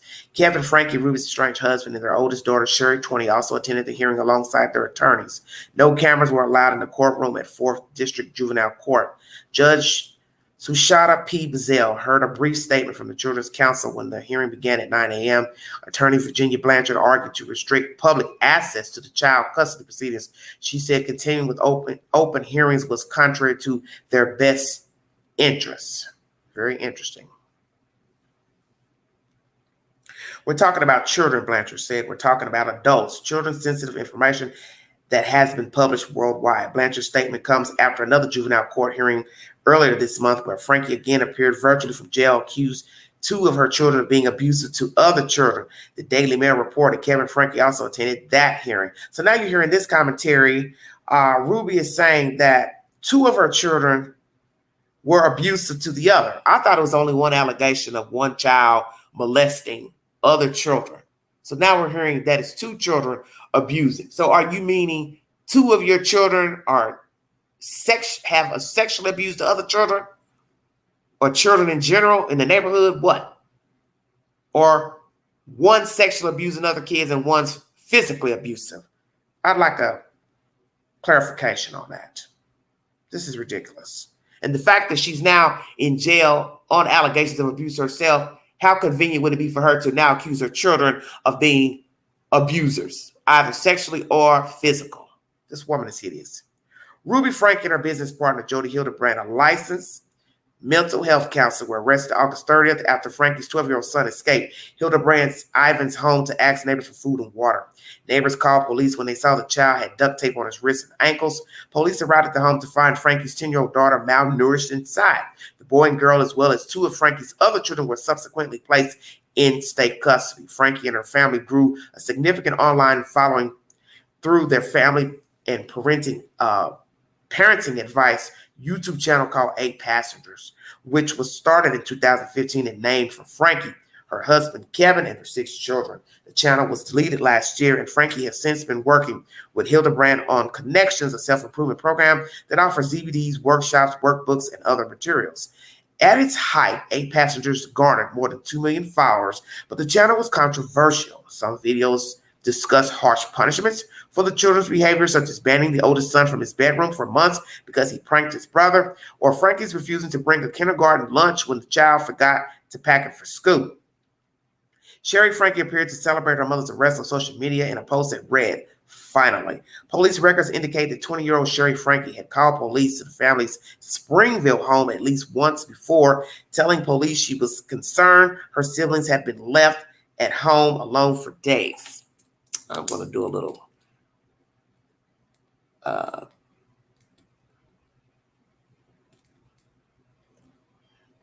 fact checking on these two cities to see how far they are from each other, Springville and Ivans. Bazell on Monday asked both Kevin and Sherry Franke's counsel to submit briefs on whether the custody proceedings should remain public. Making it private could limit Sherry Franke's assets. Bazell says she understood media interest in the case and wanted to consider the question from all angles before ruling. A virtual mediation to discuss that matter is scheduled for October 11th at 9 a.m. An in-person pretrial hearing was scheduled for 10 a.m. October 17th in Provo. After the welfare hearing adjourned, Kevin Franke, his attorney Randy Kester, and Division of Child and Family Services staff and counsel met in a nearby conference room. DCFS staffers left around 9:40 a.m., and Franke and Kester exited the courthouse around 10:20 a.m. Outside, Kester told reporters that he and Kevin Franke were working to get this family headed and get these kids back where they should be. Kester said they should be with a family member, preferably Kevin. Quote unquote. "We're going to work hard, Kevin and I, to convince the state that he's an incredible father, as he was before all this happened and they became separated," Kester continued. "But in the meantime, he's just working hard, getting himself back in position to be able to take these kids and raise them as a good father would." Kevin and Ruby Franke have been separated for 14 months, Kester said, and Kevin recently moved back into the family Springville home. Well, interesting. So the dad's back at home, okay? Kester said he preferred that future hearings be closed to the public. As to the adults, I don't think anybody cares. But as to the kids, these kids have been through a lot. And to have all this media exposure to them individually as little kids who have been manipulated, I think it's better held privately, he said. He added that he thinks Sherry Franke has a right to be in the courtroom, but added Bazell will make the final decision. Kester declined to comment on the allegations Ruby Franke aired in the previous child welfare hearing, saying it went into a lot of detail and a lot of things about kids that shouldn't be discussed. Monday's hearing was scheduled as Franke's first of the day. A status review hearing for both Franke and Hildebrandt was scheduled for later in the day regarding the child abuse case about it. But at 8:30 a.m., Utah court spokesperson announced that the criminal hearing had been postponed until October 5th. That's because attorneys had filed a stipulated motion to continue the hearing, citing additional time needed to review copious amounts of discovery, the spokesperson advised. The Salt Lake Tribune is the source. Where do I start? Oh, Lord. So the father has moved back to the home. Why? You haven't been there in 14 months. Why move back now? What was the real reason you left your family? You've been bringing forth allegations that Hildebrandt is the cause of the dismantling of your family. I guess your marriage too. The cause of the abuse to your children, that doesn't make any sense because your wife was a willing participant. And if you're willing to say such stupid things before a judge, I as a judge will not give you your kids. Because you knew what was going on in your household, and that's the reason why you left in the first place. As somebody said on my channel the other day, he knew all along. That's why he left. So you're cold and you're heartless. So you're going to have to prove you did have contact with your wife and that you attempted to try to talk to your children, but she didn't allow it. But then still they're going to say, well, you're an adult, sir. You could have went back to your house and stayed in your house. Why would you leave your house? You can't put all the blame on Hildebrandt. That's bullshit. Should the hearings be public or private? And I get it. These are children. And usually when you're dealing with Department of Human Services and children, information is kept to the vest for that reason, because they're underage and you're not supposed to disclose their identities or their names. But I saw a picture of one of the boy children on TV the other day and nobody hid his face, which I thought was very interesting. Very, very interesting. You knew about the 8 Passengers channel. Your wife stopped posting. That was sign number 1 that she was getting scrutiny. And if she felt like she wasn't doing anything wrong, then why stop posting? So right there, she knew people didn't like her style, some people. A petition was drawn up. A lot of people signed it. You knew about that. So it's not like you didn't know about her parenting skills. And I believe you were right along with her for the ride. Because in a lot of the videos, you're there. You may not be saying much, but you're in the videos where she's talking about her parenting styles and the children complaining about this and that and things being taken away from them, the sleeping bag incident, all of this. You knew about because you were right there with her. And I think we're going to find out that you probably administered some not so nice punishments toward the children as well. What are the children going to say about you, Kevin Franke? So both have attorneys, Sherry and Mr. Kevin. Are they speaking? Are they getting along? Will this be public or private, these hearings pertaining to the children?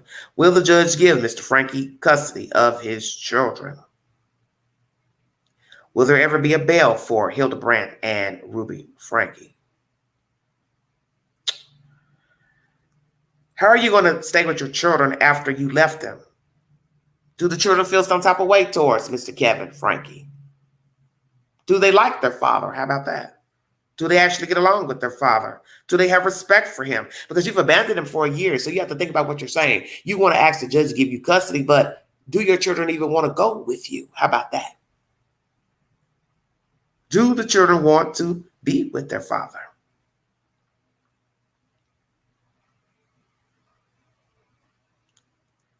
The channel was deleted last year, 8 Passengers. Then the mother hooked up with Hildebrandt for this Connections channel. It's now disbanded now due to these allegations of the child escaping out of the house. The fact that the woman went there with her children, why?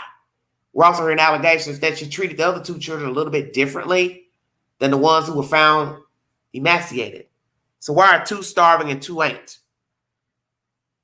And I believe it's the 2 younger children that are the ones that were malnourished.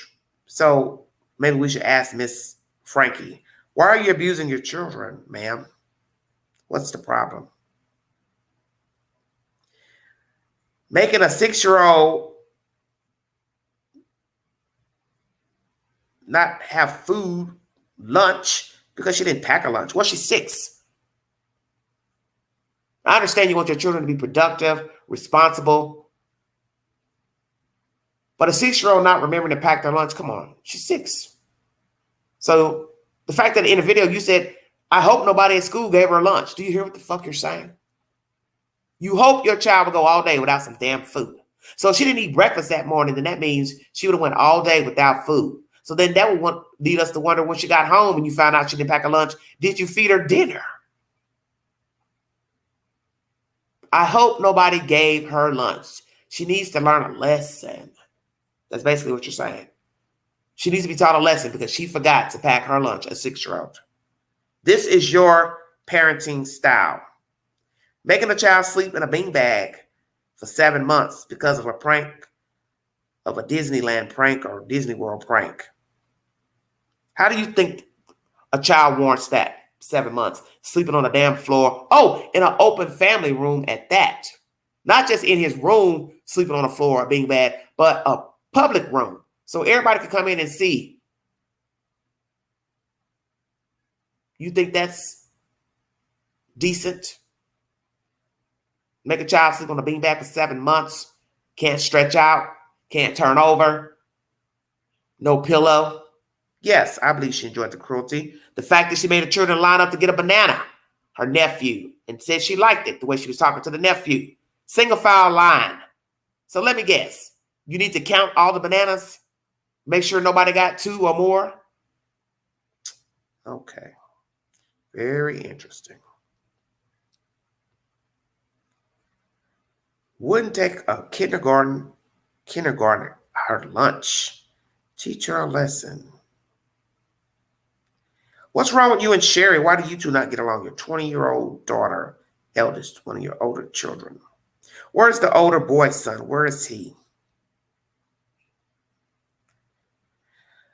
Oh, wow. This is bad.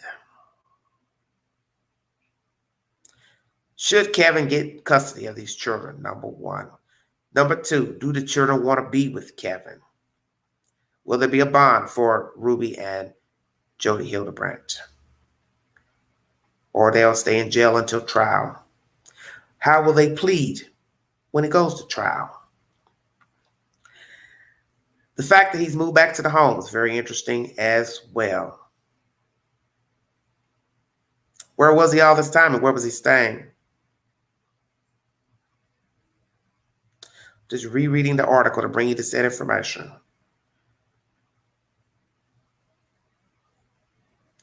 Let me do a little Googling right quick.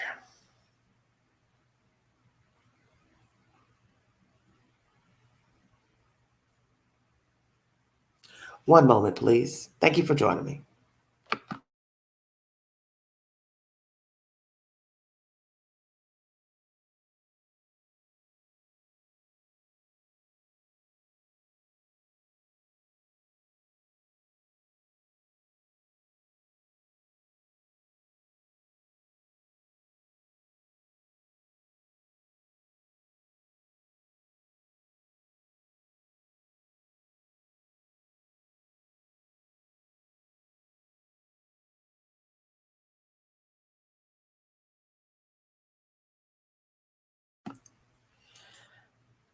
Thank you for joining me.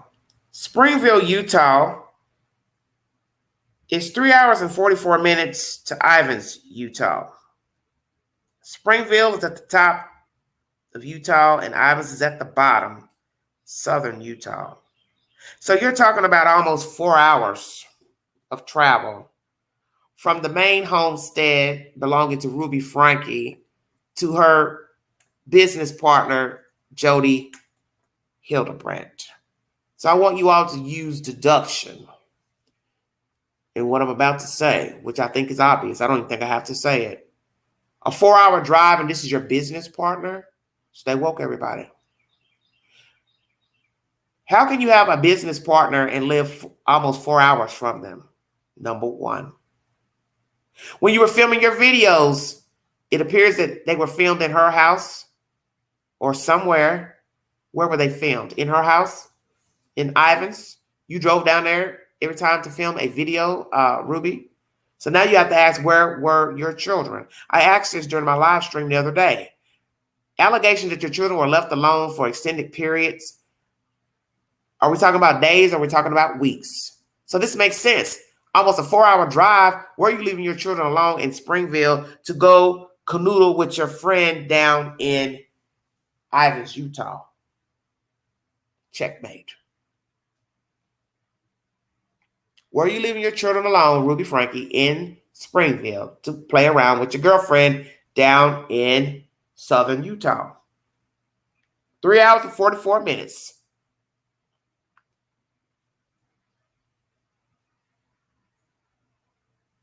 Neighbors saying something was going on with Miss Hildebrandt, as you heard in the 911 call when the boy escaped. So what were the neighbors complaining about to the police? Number 1. What are their allegations against Hildebrandt? Number 2. Other allegations of abuse to children at that house. We heard nieces come out and say she abused them. Who else has a story pertaining to Hildebrandt abusing them at that location?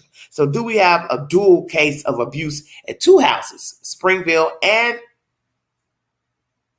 Ivins? Stay woke, everybody. This is probably where she was leaving her children alone in Springville and traveling down here to play with her girlfriend. And I do believe there was a personal relationship between the two because, as I said, it make sense. When it comes to abuse and people allowing other people to abuse their children, there's usually a personal relationship or a courtship between the two. And you have found that in many cases of abuse, where a man is abusing a child, a woman is abusing a child, the people have a relationship. The woman lets the man abuse her children. The man lets the woman abuse his children. The parents are abusing the children. It's a tag team. And usually when there's a tag team, there's something significant between the two, a kindred spirit, evil minds, an affair, a relationship. Just because it's two women, they're either gay or bisexual, take your pick. I do believe the two are in a relationship together. And now that we know that they live 3 hours and 44 minutes from each other, use deduction. How are you having a business podcast with somebody that lives almost 4 hours away? Where are your children while you're filming with this woman and talking with her and conversing with her and having meetings with her? That's the reason why you took your children down there, because you had something going on with this woman and she's already abusive. You're abusive, like minds, kindred spirit, voila, magic. You are just a milder version of, drum roll, Lori Vallow Daybell. Checkmate. And I would like to do a video pertaining to the two. Are they kindred spirits? Lori Vallow Daybell and Ruby Franke and Jodi Hildebrandt. And what role does the Mormon church play? Please check out my extensive video on that commentary from a few days ago. This is some warped BS going on between the two. As I said, there was a relationship going on. Kevin doesn't want to point the finger at anybody. Are you sure, sir? Because you've been talking to your lawyer, and your lawyer's been talking to different news entities, and his commentary is that you believe Miss Hildebrandt is the reason your wife has fallen from grace. But some of us believe she was already downtrodden. And you were right there for the ride. That's why you left. You left your family. You abandoned your children. Hello, Miss McCleary. Thank you for joining me. You were right there for the ride. NBC News is my next source pertaining to this debacle. The strange husband of Ruby Franke, Utah YouTuber arrested for child abuse, refuses to sling mud and point fingers following accusations that he could have saved his children, says his attorney. Kevin Franke, Ruby Franke are the parents of 6 children who were featured on their mom's former YouTube channel, 8 Passengers, since 2015. The account, followed by millions, was controversial for Ruby's uncompromising punishments. It has since been taken down. The Utah mom shared on her channel that her punishments include denying her children food, personal space, forcing them to do push-ups, skip school, to clean the floor when they misbehave. She once withheld Christmas presents from her 2 youngest children and took away her eldest son's bed for 7 months, action she freely shared on her own video channel. Yeah. She didn't want you to know she was yelling at him too. She tried to be coy about that, but she ain't slick.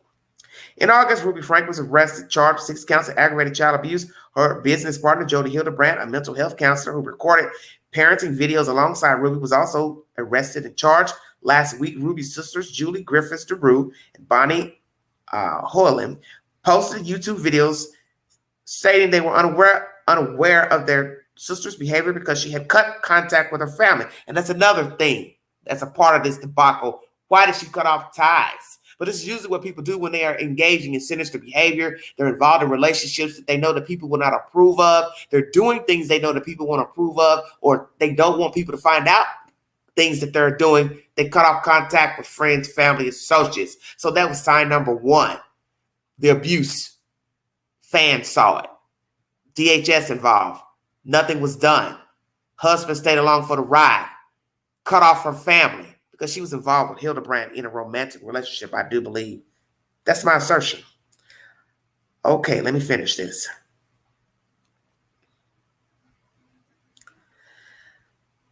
Now, the sisters said they were unaware of what was going on with the children. Heuermann also claimed that Kevin was the responsible party for protecting his family. I concur. It was Kevin's job to check in on things that he did not, she said in her video. Kevin's attorney, Randy Kester, tells Today.com that Kevin and Ruby have been separated and Ruby's directive for approximately 13 months. Kevin did not want to be separated, says Kester. He wanted to work through concerns as a family. There was never any formal written decree of separate maintenance or separation agreement. The separation was under terms prescribed by Rubi and Jodi Hildebrandt. Do you know how stupid that sounds? So you're basically saying you let a third party run your relationship. This is all under Rubi and Jodi's direction. But you're acting like you don't have no part of the relationship. FYI, Kevin, Jodi isn't married to Ruby. You are. So therefore, any dealings you had pertaining to your marriage, the children, should have been between you and your wife. Jodi had no dealings. Now, what your wife allowed, that was on her. But you should have spoke up on your own behalf to say, I'm not married to Jodi. You're not married to Jodi. I'm your husband, you're my wife, and what we got going on stays with us. She ain't got nothing to do with it. I don't want to hear nothing about what she has to say. Her commentary is null and void. See, you didn't put your big boy pants on. That's the reason why you're in this mess right alongside your wife and Jodi, because you checked out. And you don't really have a defense for why you checked out, sir. Kevin is making an effort to rebuild and bridge these relationships rather than sling mud and point fingers. He is focused on doing what is best for his kids at this point, even if that means undergoing some introspection. These are the words from his attorney, Mr. Randy Kester. Kester addressed Heuermann's claims about Kevin. I think she admits that she too was out of the loop and had not had any contact with the children herself. However, Kevin is more interested in reaching out to his children, family, and friends to heal the past trauma and events. Kester tells Today.com, Kevin is making an effort to rebuild and bridge these relationships rather than sling mud and point fingers. He is focused on doing what is best for his kids at this point, even if that means undergoing some introspection. Some of that process, however, is going to be creating more distance between him and his family, including his extended family. He wishes Bonnie and her family well as we all travel down this path of healing. In previous footage published by 8 passengers, Kevin appears to support the decision to send their son, then 14, to the Anasazi Foundation Wilderness Therapy Program, an outdoor behavioral health care program for youth who struggle with defiance and other behavioral problems. What many of you are criticizing or calling abusive are actually things that mental health professionals have counseled us to, Kevin said in the video. Last month, the Santa Clara Islands Public Safety Department announced in a press release that 2 minor children were found emaciated and malnourished with open wounds and duct tape around the extremities. One child was asking for food and water and was hospitalized in severe condition. And that's in quotations, severe. Police said they found a second child in a similar physical condition of malnourishment in another home who was also hospitalized. Let me say that because I didn't know that. So police said they found a second child in a similar physical condition of malnourishment in another home who was put in a hospital. Are you all hearing this? So now, Kevin, Jodi, Ruby, how are you going to explain boy child crawling out of a window in Ivins, Utah, which is the southern tip of Utah at the bottom? And the other child is found in another home. So which home was that? Springville? And explain it to me. Why are the children in separate homes and in similar conditions? I thought both of the children were in the same damn home. It says here another home. So let me guess, you had the children separated? So where were everybody found? Because I'm confused. Allegedly, I thought 2 was in one house. But then they said they gathered the other children. So where was everybody? Because this article is I'm confused.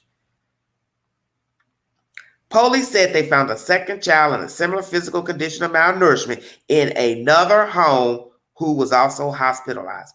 4 of the children were taken in by the Department of Child and Family Services, according to the press release. Ruby was arrested in connection with the children's treatment along with her business partner, Jodi Hildebrandt, a mental health counselor who recorded parenting videos alongside Rubi for the former YouTube channel Connections. Each woman was charged with 6 counts of aggravated child abuse. Kester recently told Law and Crime Multimedia Network that the dad was absolutely shocked by the child abuse allegations. He said that Kevin had not recently seen his children at all, as Rubi wanted to separate while they worked on their marriage. Kester told the outlet that Rubi assured Kevin that their children were happy in his absence. According to Kester, Kevin never had any reason to believe that his children were being abused, he told the outlet. Kester said in that interview, if he had even one inkling that his kids were being abused and that this separation wasn't for any other purpose than to figure out a way between he and Rubi to reunite their family, he would have been down there in 2 seconds. Physical abuse has never been a part of their family, Kester told Law and Crime. NBCnews.com is the source. Thank you for joining me. Well, Kevin, many people are not going to believe that because you don't wake up one day duct taping children. And we also have heard allegations that Hildebrandt duct taped her own family members. So possibly that's where the duct taping comes from, Hildebrandt. She talked her into duct taping. Here, let's duct tape them. So I'm going to say this. Who all was found in the Ivins, Utah home, number 1? Child 1, child 2, child 3, and 4. This article says another child was found in another house similar to the boy child. So which house was that and where was it located? Springville or another house in Ivins? I don't know. I'm confused. So where were the other 2 children found then? Because this is confusing. Did you only take the one child down to Hildebrandt's house to hold hostage, teach him a lesson? So that means the other children were in another home unattended. Were they not? Was Hildebrandt and Jodi, was Jodi Hildebrandt and Rubi found in the same house or no? This is where I'm confused. Who all was in the Ivins home after the boy escaped? Who all was there? Because somebody had to be missing for a child to be found in another house. This is where the allegations come from the neighbor who had contact with the little boy. A lot was going on with this lady. He does not like the lady. We have allegations of children being left alone. So we have to ask ourselves, are we talking about 2 houses where children were unattended? Did they separate the children for a reason and left them unattended? Why are you duct taping hands and wrists? Open lesions, meaning too tight, on too long. No food, blood ain't circulating properly because when your hands are bound, feet bound, you're not getting proper circulation. You can die. Everybody knows this. So what else have you all been doing? As I said, you don't wake up duct taping children. 9 times out of 10, you've been abusing them as well. Out of sight, out of mind. Nobody's going to know. The room was like a vault, they said. The bunker room, what's that all about? Jodi, since this is your house. Were you expecting an apocalypse? Let me guess. You've been talking to Chad and Lori Daybell. You're expecting a second coming. You're going to need to be down there when the devil decides to rise up and take over the earth. What? I'm curious. Or this is for government reasons, in case there was a nuclear war, or was the bunker for torturing of children only? Checkmate. I do not believe Kevin Franke deserves his children. I don't know if he'll ever be able to salvage a relationship with his children. I don't know if he has a relationship with Sherry, the older girl child. I don't know why he left, but I think he left because he just flunked out. Said the hell with it. I'm out. I'm done. You abandoned your children, sir. And with that in mind, I don't think you deserve to be taking care of your children, because it shows that you cannot think for yourself. You don't know how to navigate properly as an adult, as a father figure, as a man. And if you don't know how to wear pants as a man, you don't need to be acting like you're a man, and you sure as hell don't need to be somebody's father. You need to find something else to do with your time. And you've been doing something else in your time because you sure as hell ain't been taking care of your children. You've just been providing a paycheck, and there's more to parenting than paying bills. You have to love your children, talk to your children, support your children, pat your children on the back. Engage with your children. Show support. Fair-minded. You're not those things. Because if you were on board with sending that boy away for God knows what all he allegedly has done and not done, that shows me you're possibly not a fair-minded person. You were riding the ride with Rubi on a lot of the disciplinary actions in that house, and something came to a head for you to leave, and you want to blame Miss Hildebrandt, but now you want to take it back that you're not pointing fingers because you know how it looks and you're hearing negativity. You're probably seeing the YouTube videos and social media posts that people are blaming you just as well as Rubi and Jodi, that you can't just put it all off on one or the other or both. You were a pivotal role in these children's lives, and you vacated the premises, bottom line. And you can't explain that. You didn't leave for a month or 2 weeks. You left for fucking 13 months. So you can't logically explain how you had no contact and it was all Jodi's fault. As if your wife was, had a gun held to her head. Like she was duct taped. Just stop it. Those children need love. They need understanding. They need mad support right now. And I can't see you being that person to give it to them. Because what I would feel right now towards you is that you're not loyal. You're disloyal. And there's something wrong with you. Because in the end, you chose her, she chose you, you bore children, you two rode the ride on some of these crazy ass ways towards your kids and reprimands. And you can't deny that. And I think that's what you're trying to do. You're trying to push your part under the rug that you had no idea what was going on in your house and you just left for some crazy reason. But 13 months, sir, do you know what can change in 13 months? Everything. The height, the weight of a child, their idealism, their ways, their hobbies. You don't even know your children. And I look at it as you didn't care. That's my personal opinion. Hildebrandt has given up her license. I guess so. She's not going to be needing it. Jodi Hildebrandt has given up her license to practice counseling in Utah following her arrest as she stands accused of child abuse, according to the state's Division of Professional Licensing. In a news release, the division said it had obtained a license surrender and limitation for Hildebrandt, who was arrested August 30th alongside popular YouTuber Rubi Frank. Both women charged with 6 counts of aggravated child abuse, second-degree felony.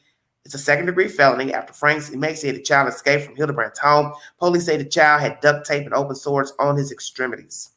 After Hildebrandt's arrest, the Utah Attorney General's office started working with the division to secure a voluntary surrender of her professional license, according to the release. The surrender is not an admission of guilt, but it ensures that she cannot return to work as a licensed counselor if she is released. Hildebrandt, along with her attorney, agreed to the limitation. Given the heinous abuse allegations, the agency felt that the surrender of the license was the best course of action to protect the safety of Hildebrandt's patients and clients, said Margaret Booth, executive director of the Utah Department of Commerce, in a statement. Depending on what happens with the case, Hildebrandt could permanently have her license removed. She could also try to have it reinstated.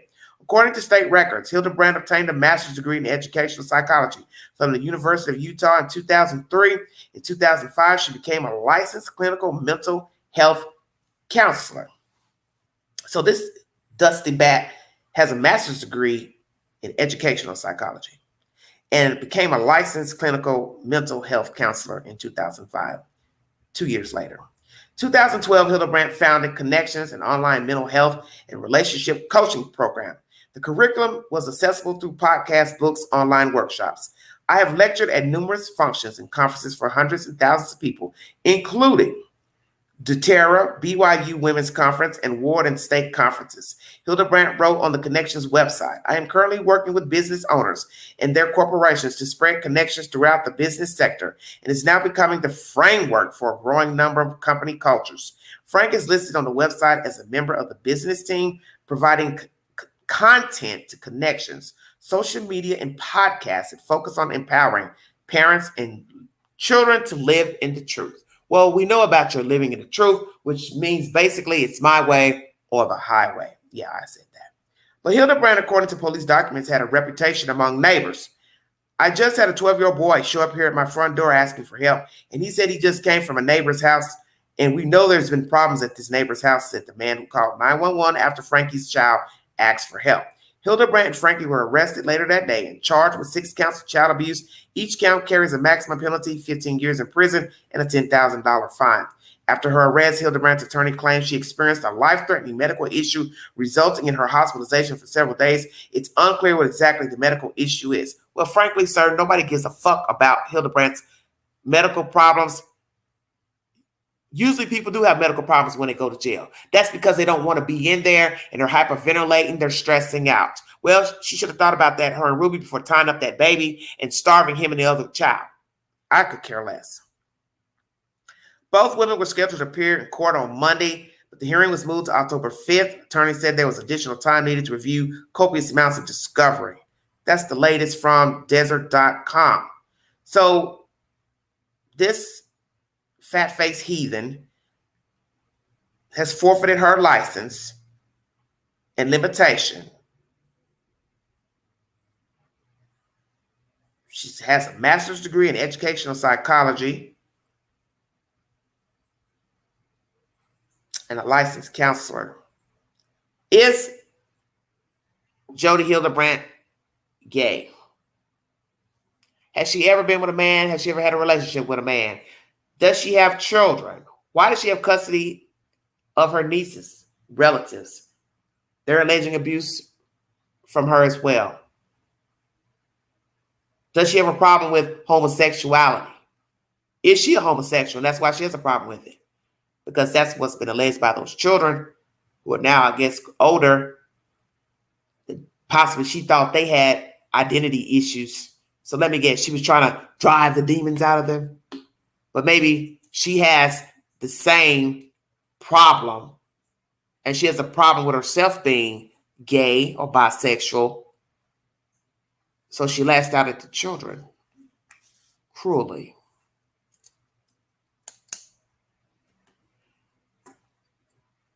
What if these two get a bond and they're able to make the bond and get out? What then? That's possibly why the license was forfeit. She probably knows she ain't going to get out, but just in case, the state feels like, hey, let's take it because we don't know what this heifer might do. The fact that one of her clients has come forward where she went to the elders of the church telling all his business, trying to blackball him in the church, upset because he didn't want to participate in her counseling group. He's a grown man. No matter what he was seeing you for, that's between you and him at that time. You had no right to tell his business. You had no right trying to blackball him in the church, repeating his business to church elders, and also harassing him and his wife or whomever about his issues and trying to get him to stay in the group. Obviously, he found something wrong with your techniques and he wanted out. That was his choice. When a person decides they don't want to go to a group or continue with counseling, they don't want to pay for counseling, that is his or her choice. You have no right to keep calling them, harassing them, and harassing their family members. This is why we know you want control, because you don't have control of your own life. Please check out Dr. Todd's YouTube channel where he gives an assessment of Ruby, Franke, and Jodi Hildebrandt. These two are both control freaks. And I believe, Mr. Franke, you were riding the ride too. We cannot omit you because you are married to her and you were in the lives of the children at one point or another. And we can't just let you put it all off on Jodi Hildebrandt because in the end, you were married to her, vice versa, when there was no Jodi Hildebrandt. And you were riding the ride when fans drew up the petition. Or let's say ex-fans. There was no Jodi Hildebrandt during this time, sir. You see, evil has tentacles and it latches out. And that's what happened here. Two people married, not treating their children the best. She had her own social media platform. It went downhill. And then she met another demon. And her tentacles reached out to Ruby Franke.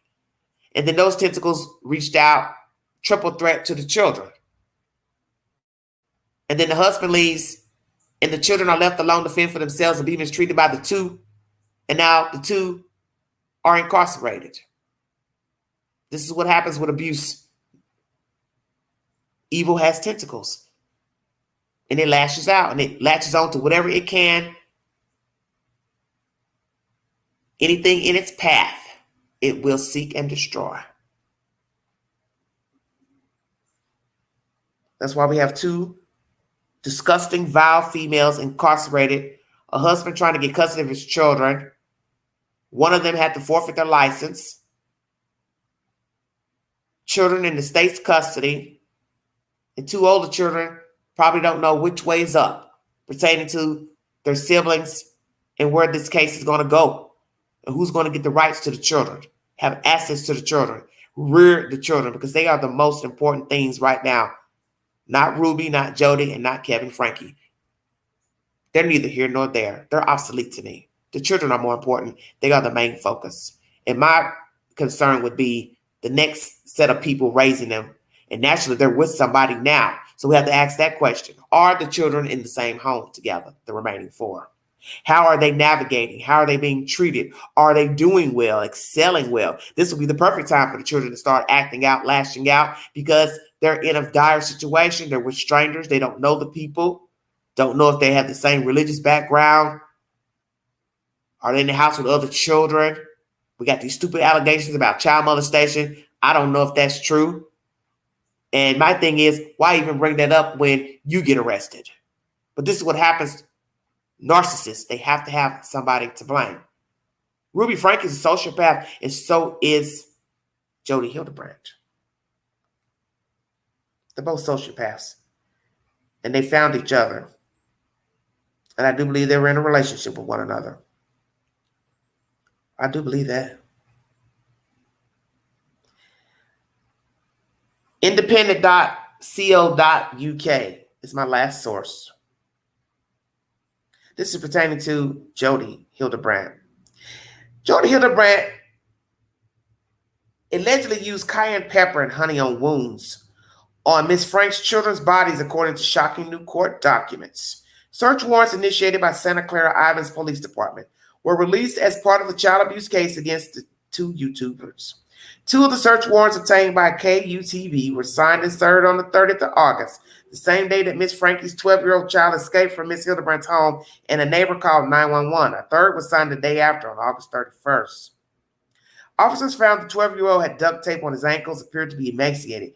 An affidavit accompanying the first search warrant also stated that medical professionals removed the duct tape to reveal open wounds on the boy. Miss Franke and Miss Hildebrandt have since been charged with 6 counts of felony child abuse. According to the warrants, 12-year-old told officers how Miss Hildebrandt would put cayenne pepper on wounds caused by them being tied with rope. The victim informed officers and medical personnel that the wounds were from the rope that was used to tie the victim to the ground, said the statement seen by ABC News. The victim informed officers that Jodi put the ropes on their ankles and wrists and that they used cayenne pepper and honey to dress the wounds. It also stated that the officers found 2 used medical gauze dressings near cayenne pepper and honey paste. While cayenne pepper has medical benefits for people with conditions such as arthritis, psoriasis, as it contains capsaicin, which is a form of pain relief, it should not be applied to injured skin, according to UC San Diego Health. The 12-year-old was taken to the hospital, according to KUTV, and was placed on a medical hold due to his deep lacerations from being tied up with rope and from his malnourishment. The affidavit for the search warrant also says the boy's 10-year-old sibling was also determined to be malnourished by medics. The warrant also revealed that officers found Scott's tape and saran wrap, as well as papers, notes, a journal, 2 bowls containing a red liquid with a metal spoon, 2 super absorbent dressings, 2 Kohberger bandages with 4 white ankle socks, 3 sets of a brown and white rope, 2 handcuffs, and 3 carabiners, whatever those are. The second search warrant revealed that 3 Apple iPhones, 4 Apple MacBooks were seized. The third was signed solely to find Ms. Hildebrandt's phone. Officers also allegedly found a possible safe room in the basement of Ms. Hildebrandt's home, records state. Ms. Franke was scheduled to appear in court September 21st. However, it has been postponed after Utah State Court officials say they need additional time to review copious amounts of discovery. Now, the hearing has been rescheduled after October 5th. Independent.co.uk is the source. Thank you all for joining me. Duct tape, cayenne pepper,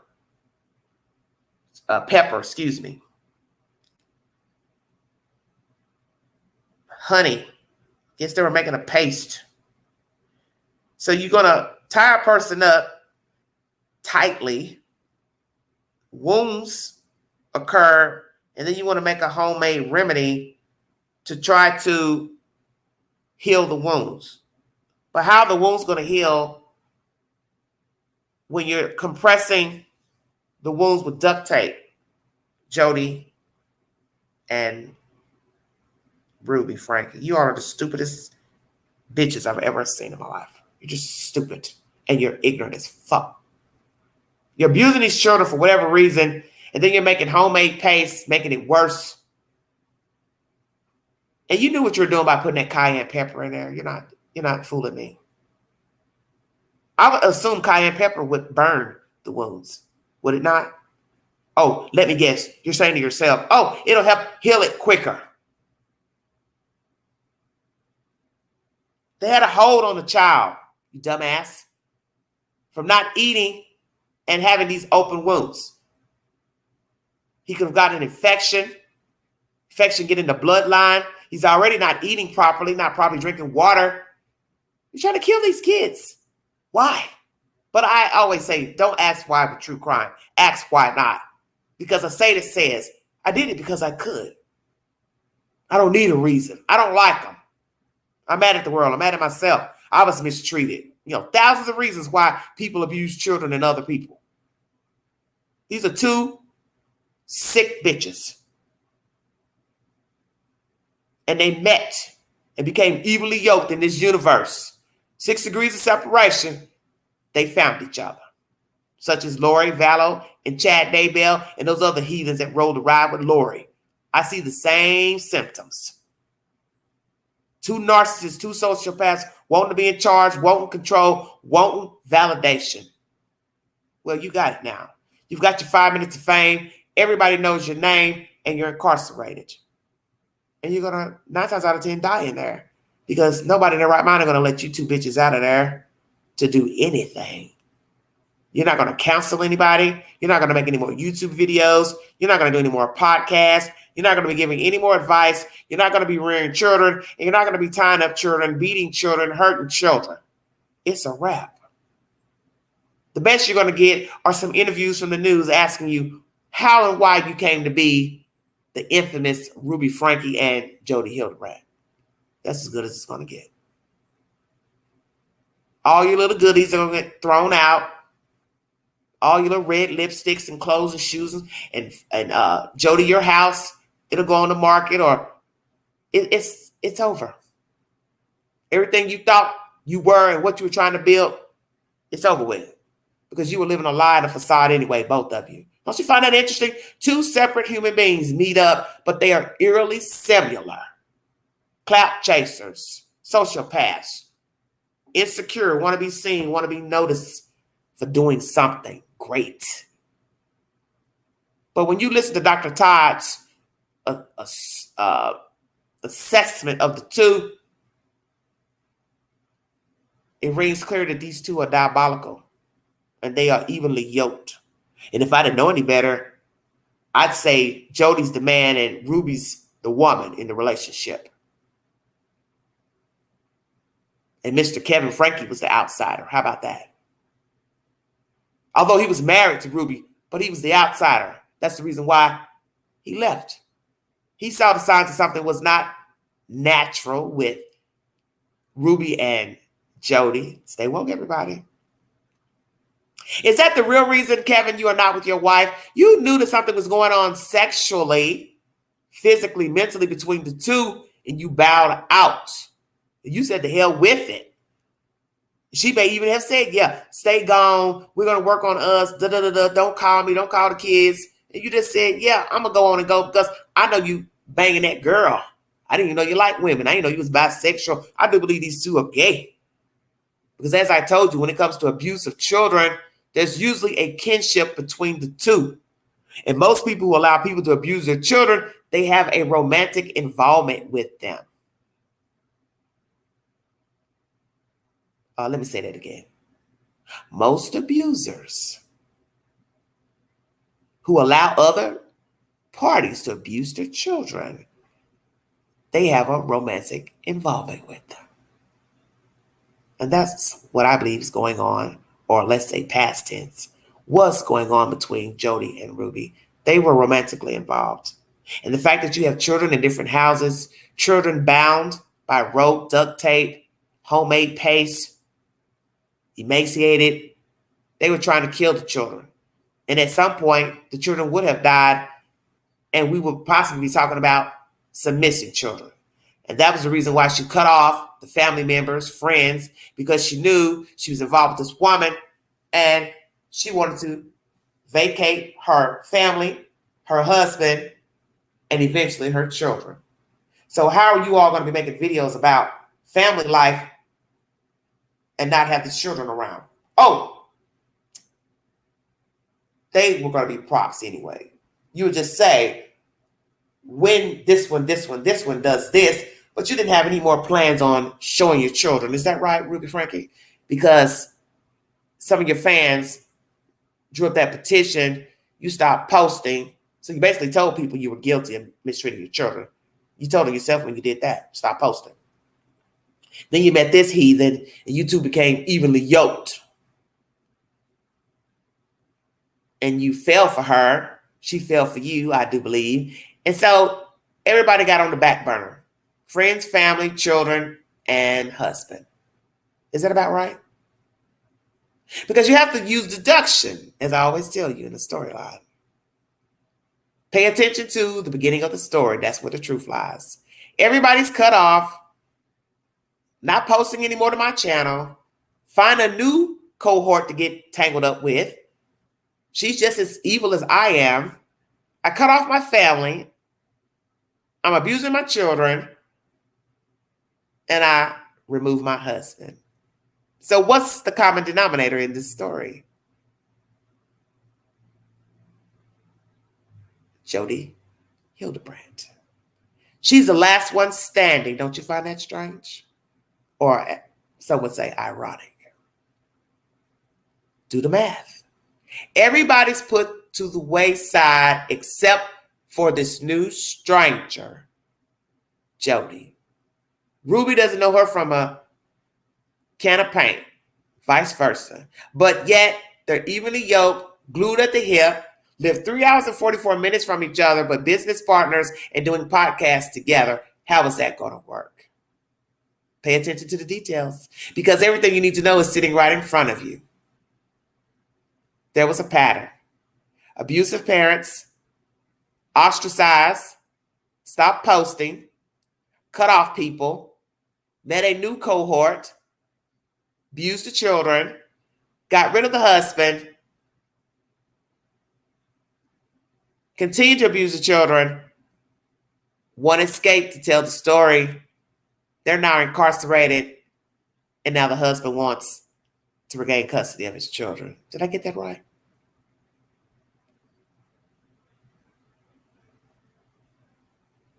There's something sinister about all of these people. There's something sinister with that Mormon faith. And we are hearing too many stories that are too similar in nature with abuse, rape, radical ideologies with the Mormon faith. And something needs to give here. I believe their teachings are not truthful, and they are finding people who are already mentally defunct and unstable to preach their teachings to, and one thing begets another. Because you see, when you have a person that's already unraveled, it won't take much to push him or her over. So you're dealing with people that are schizophrenic, bipolar, dissociative personality, mentally ill, and you start teaching all type of crazy radical thinking and ideologies, it won't take much. And then you have people who seem like they had everything going for themselves, fair-minded, and they start listening to all this BS, then they're pushed over. And they start doing and saying things they wouldn't normally do. So I think the church needs to be looked into as well, the teachings. And as I brought you commentary the other day, which was rather winded as well as this live, a lot of the teachings dating back to alleged biblical days were unfounded.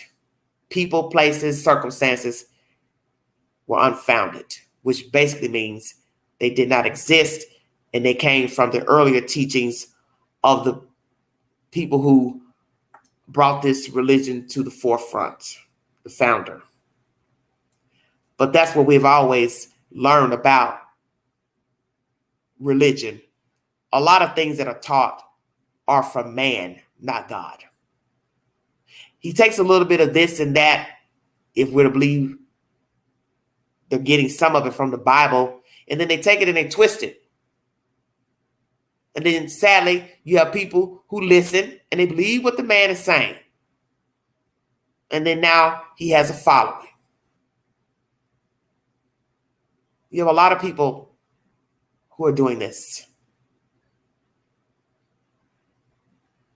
Saying one thing, but there's no truth to it.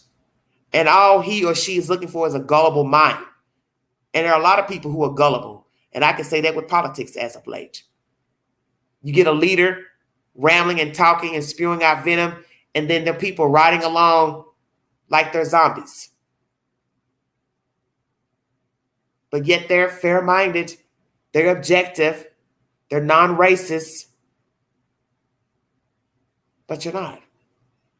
Because if you can follow somebody into the abyss, that means you are easily coerced and you're not a free thinker and you don't have free will.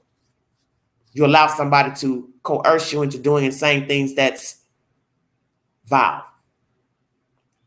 Prayers for the children. Prayers for justice for them. And once again, as I said, I do believe these two women were in a relationship. All the symptoms and signs were there. This was about to be a very sinister storyline had that little boy not escaped. And I do believe these are repeats of Lori Vallow and Chad Daybell. I believe religion plays a big part of their ideologies and their mindset. I believe the husband bowed out and he left his children to fend for themselves, and he does not deserve any rights to them. Because if you can leave them for a year, you would surely do it again. And I do not know if the children want to be with him or not, but I hope that they don't want to be with him. Because I would hate for these children to be disappointed again. That's my commentary for this Friday morning. I want to thank you for following this network. Support, like, share, subscribe. Drop your comments below this video. Please go to my community board for said updates and posts.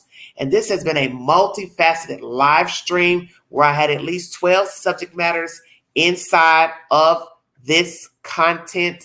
And for those who are just now coming in, I will give you a brief recap of all the subject matters in this slide. This is why it's 2 hours plus long. Shanquella Robinson's family has sent a letter to the Tubi network for a segment that they did pertaining to what happened to her down in Mexico. A cease and desist letter has been issued to the Tubi network. I also talk about Mr. Murdaugh and his cohort, Corey Fleming. They have been found guilty on a multitude of fraud charges. Both pled guilty. Asa Heuermann, the wife of Rex Heuermann, wants guns returned, jewelry, clothes, money back to her possession. I also bring you commentary pertaining to the Petito Schmidt family. They have done a secret meeting of monies in a lawsuit against the Laundries. Don't know how much it is. Can't see it being much of anything because I didn't know they had that type of wealth. But nonetheless, when I get an update pertaining to that, I'll bring it to you. Bessie Mae Durham, African-American female, found dead in a South Carolina Belk department store for 4 days. She lied in this bathroom unattended, deteriorating from a heart malfunction. And her family are filing a lawsuit against the Belk department store. Brian Kohberger, his family has not visited him. The Idaho 4 family members want cameras in the courtroom. Kevin Franke believes the allegations that his son was abused by his wife. He's not pointing any fingers, just wants to move on. I guess try to meet up with his family and their family, which is all strange to me, and get custody of his children. He also denies having any involvement or knowledge that the children were abused. Rubi and Jodi are still in custody. Jodi has forfeited her license. She's also been accused of putting cayenne pepper and honey paste on the wounds of the said children. And Jonathan Quillis has been found guilty of murder of his 15-year-old pregnant niece in the state of Florida. With that said murder charge, he's facing the death penalty. Court will resume on Monday for the next phase pertaining to sentencing.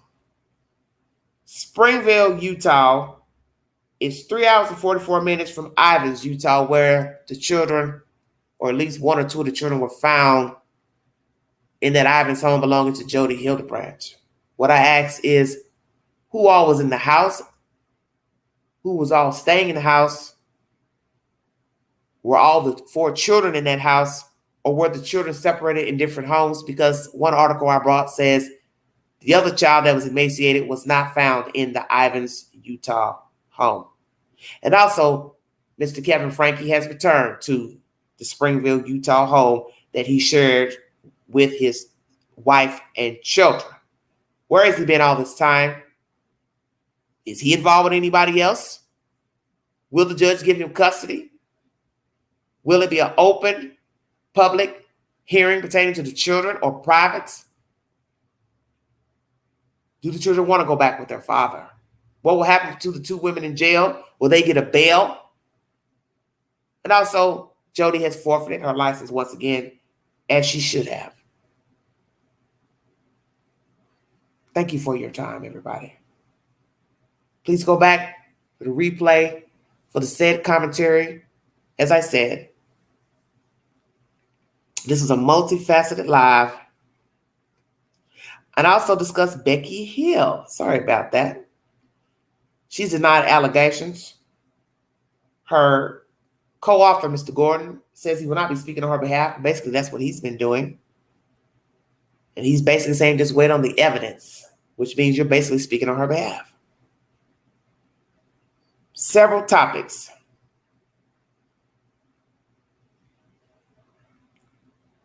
At least 12. Thank you all so much. Have a wonderful weekend. Please check my community board for said updates and movie suggestions for the week and the weekend. If you see something, say something. Be a part of the solution, not the problem. Mind the children. Know that there is no snitching when it comes to preserving life of a child. The children are our future, and if we don't stand up for them, then who will? The next live will be pertaining to the guilty verdict of Jonathan Quillis. I want to dissect the trial, the information that was in the trial, and how did it come to be that people suspected sadistic behavior between he and girl relatives and nobody did anything? Where is she? Is she still out there in the landfill? He allegedly told people she was dead, wouldn't be found. And 12 members of the jury believed it. But what I want to dissect is how nobody knew that this girl was sleeping with her uncle. Why nobody said something to him? Or did somebody say something to him? And he still pressed forward with messing with this girl child, making passes at other relatives, and also, I believe, had another sexual involvement with another girl child relative. Was she pregnant with his child? Or was she pregnant with another man's child or boy? He was upset. Could it be it wasn't his baby, but another boy's baby? He knew about it, or she told him, and that's why he killed her. Because when you listen to testimony and text messages, he appeared to act like he wanted to be with her. And then allegedly she left, packed up things to go be with him. So one would say, was that just a ruse to get her out of the house? Make it look like she ran away and then kill her? What really happened? Was that baby Jonathan's baby?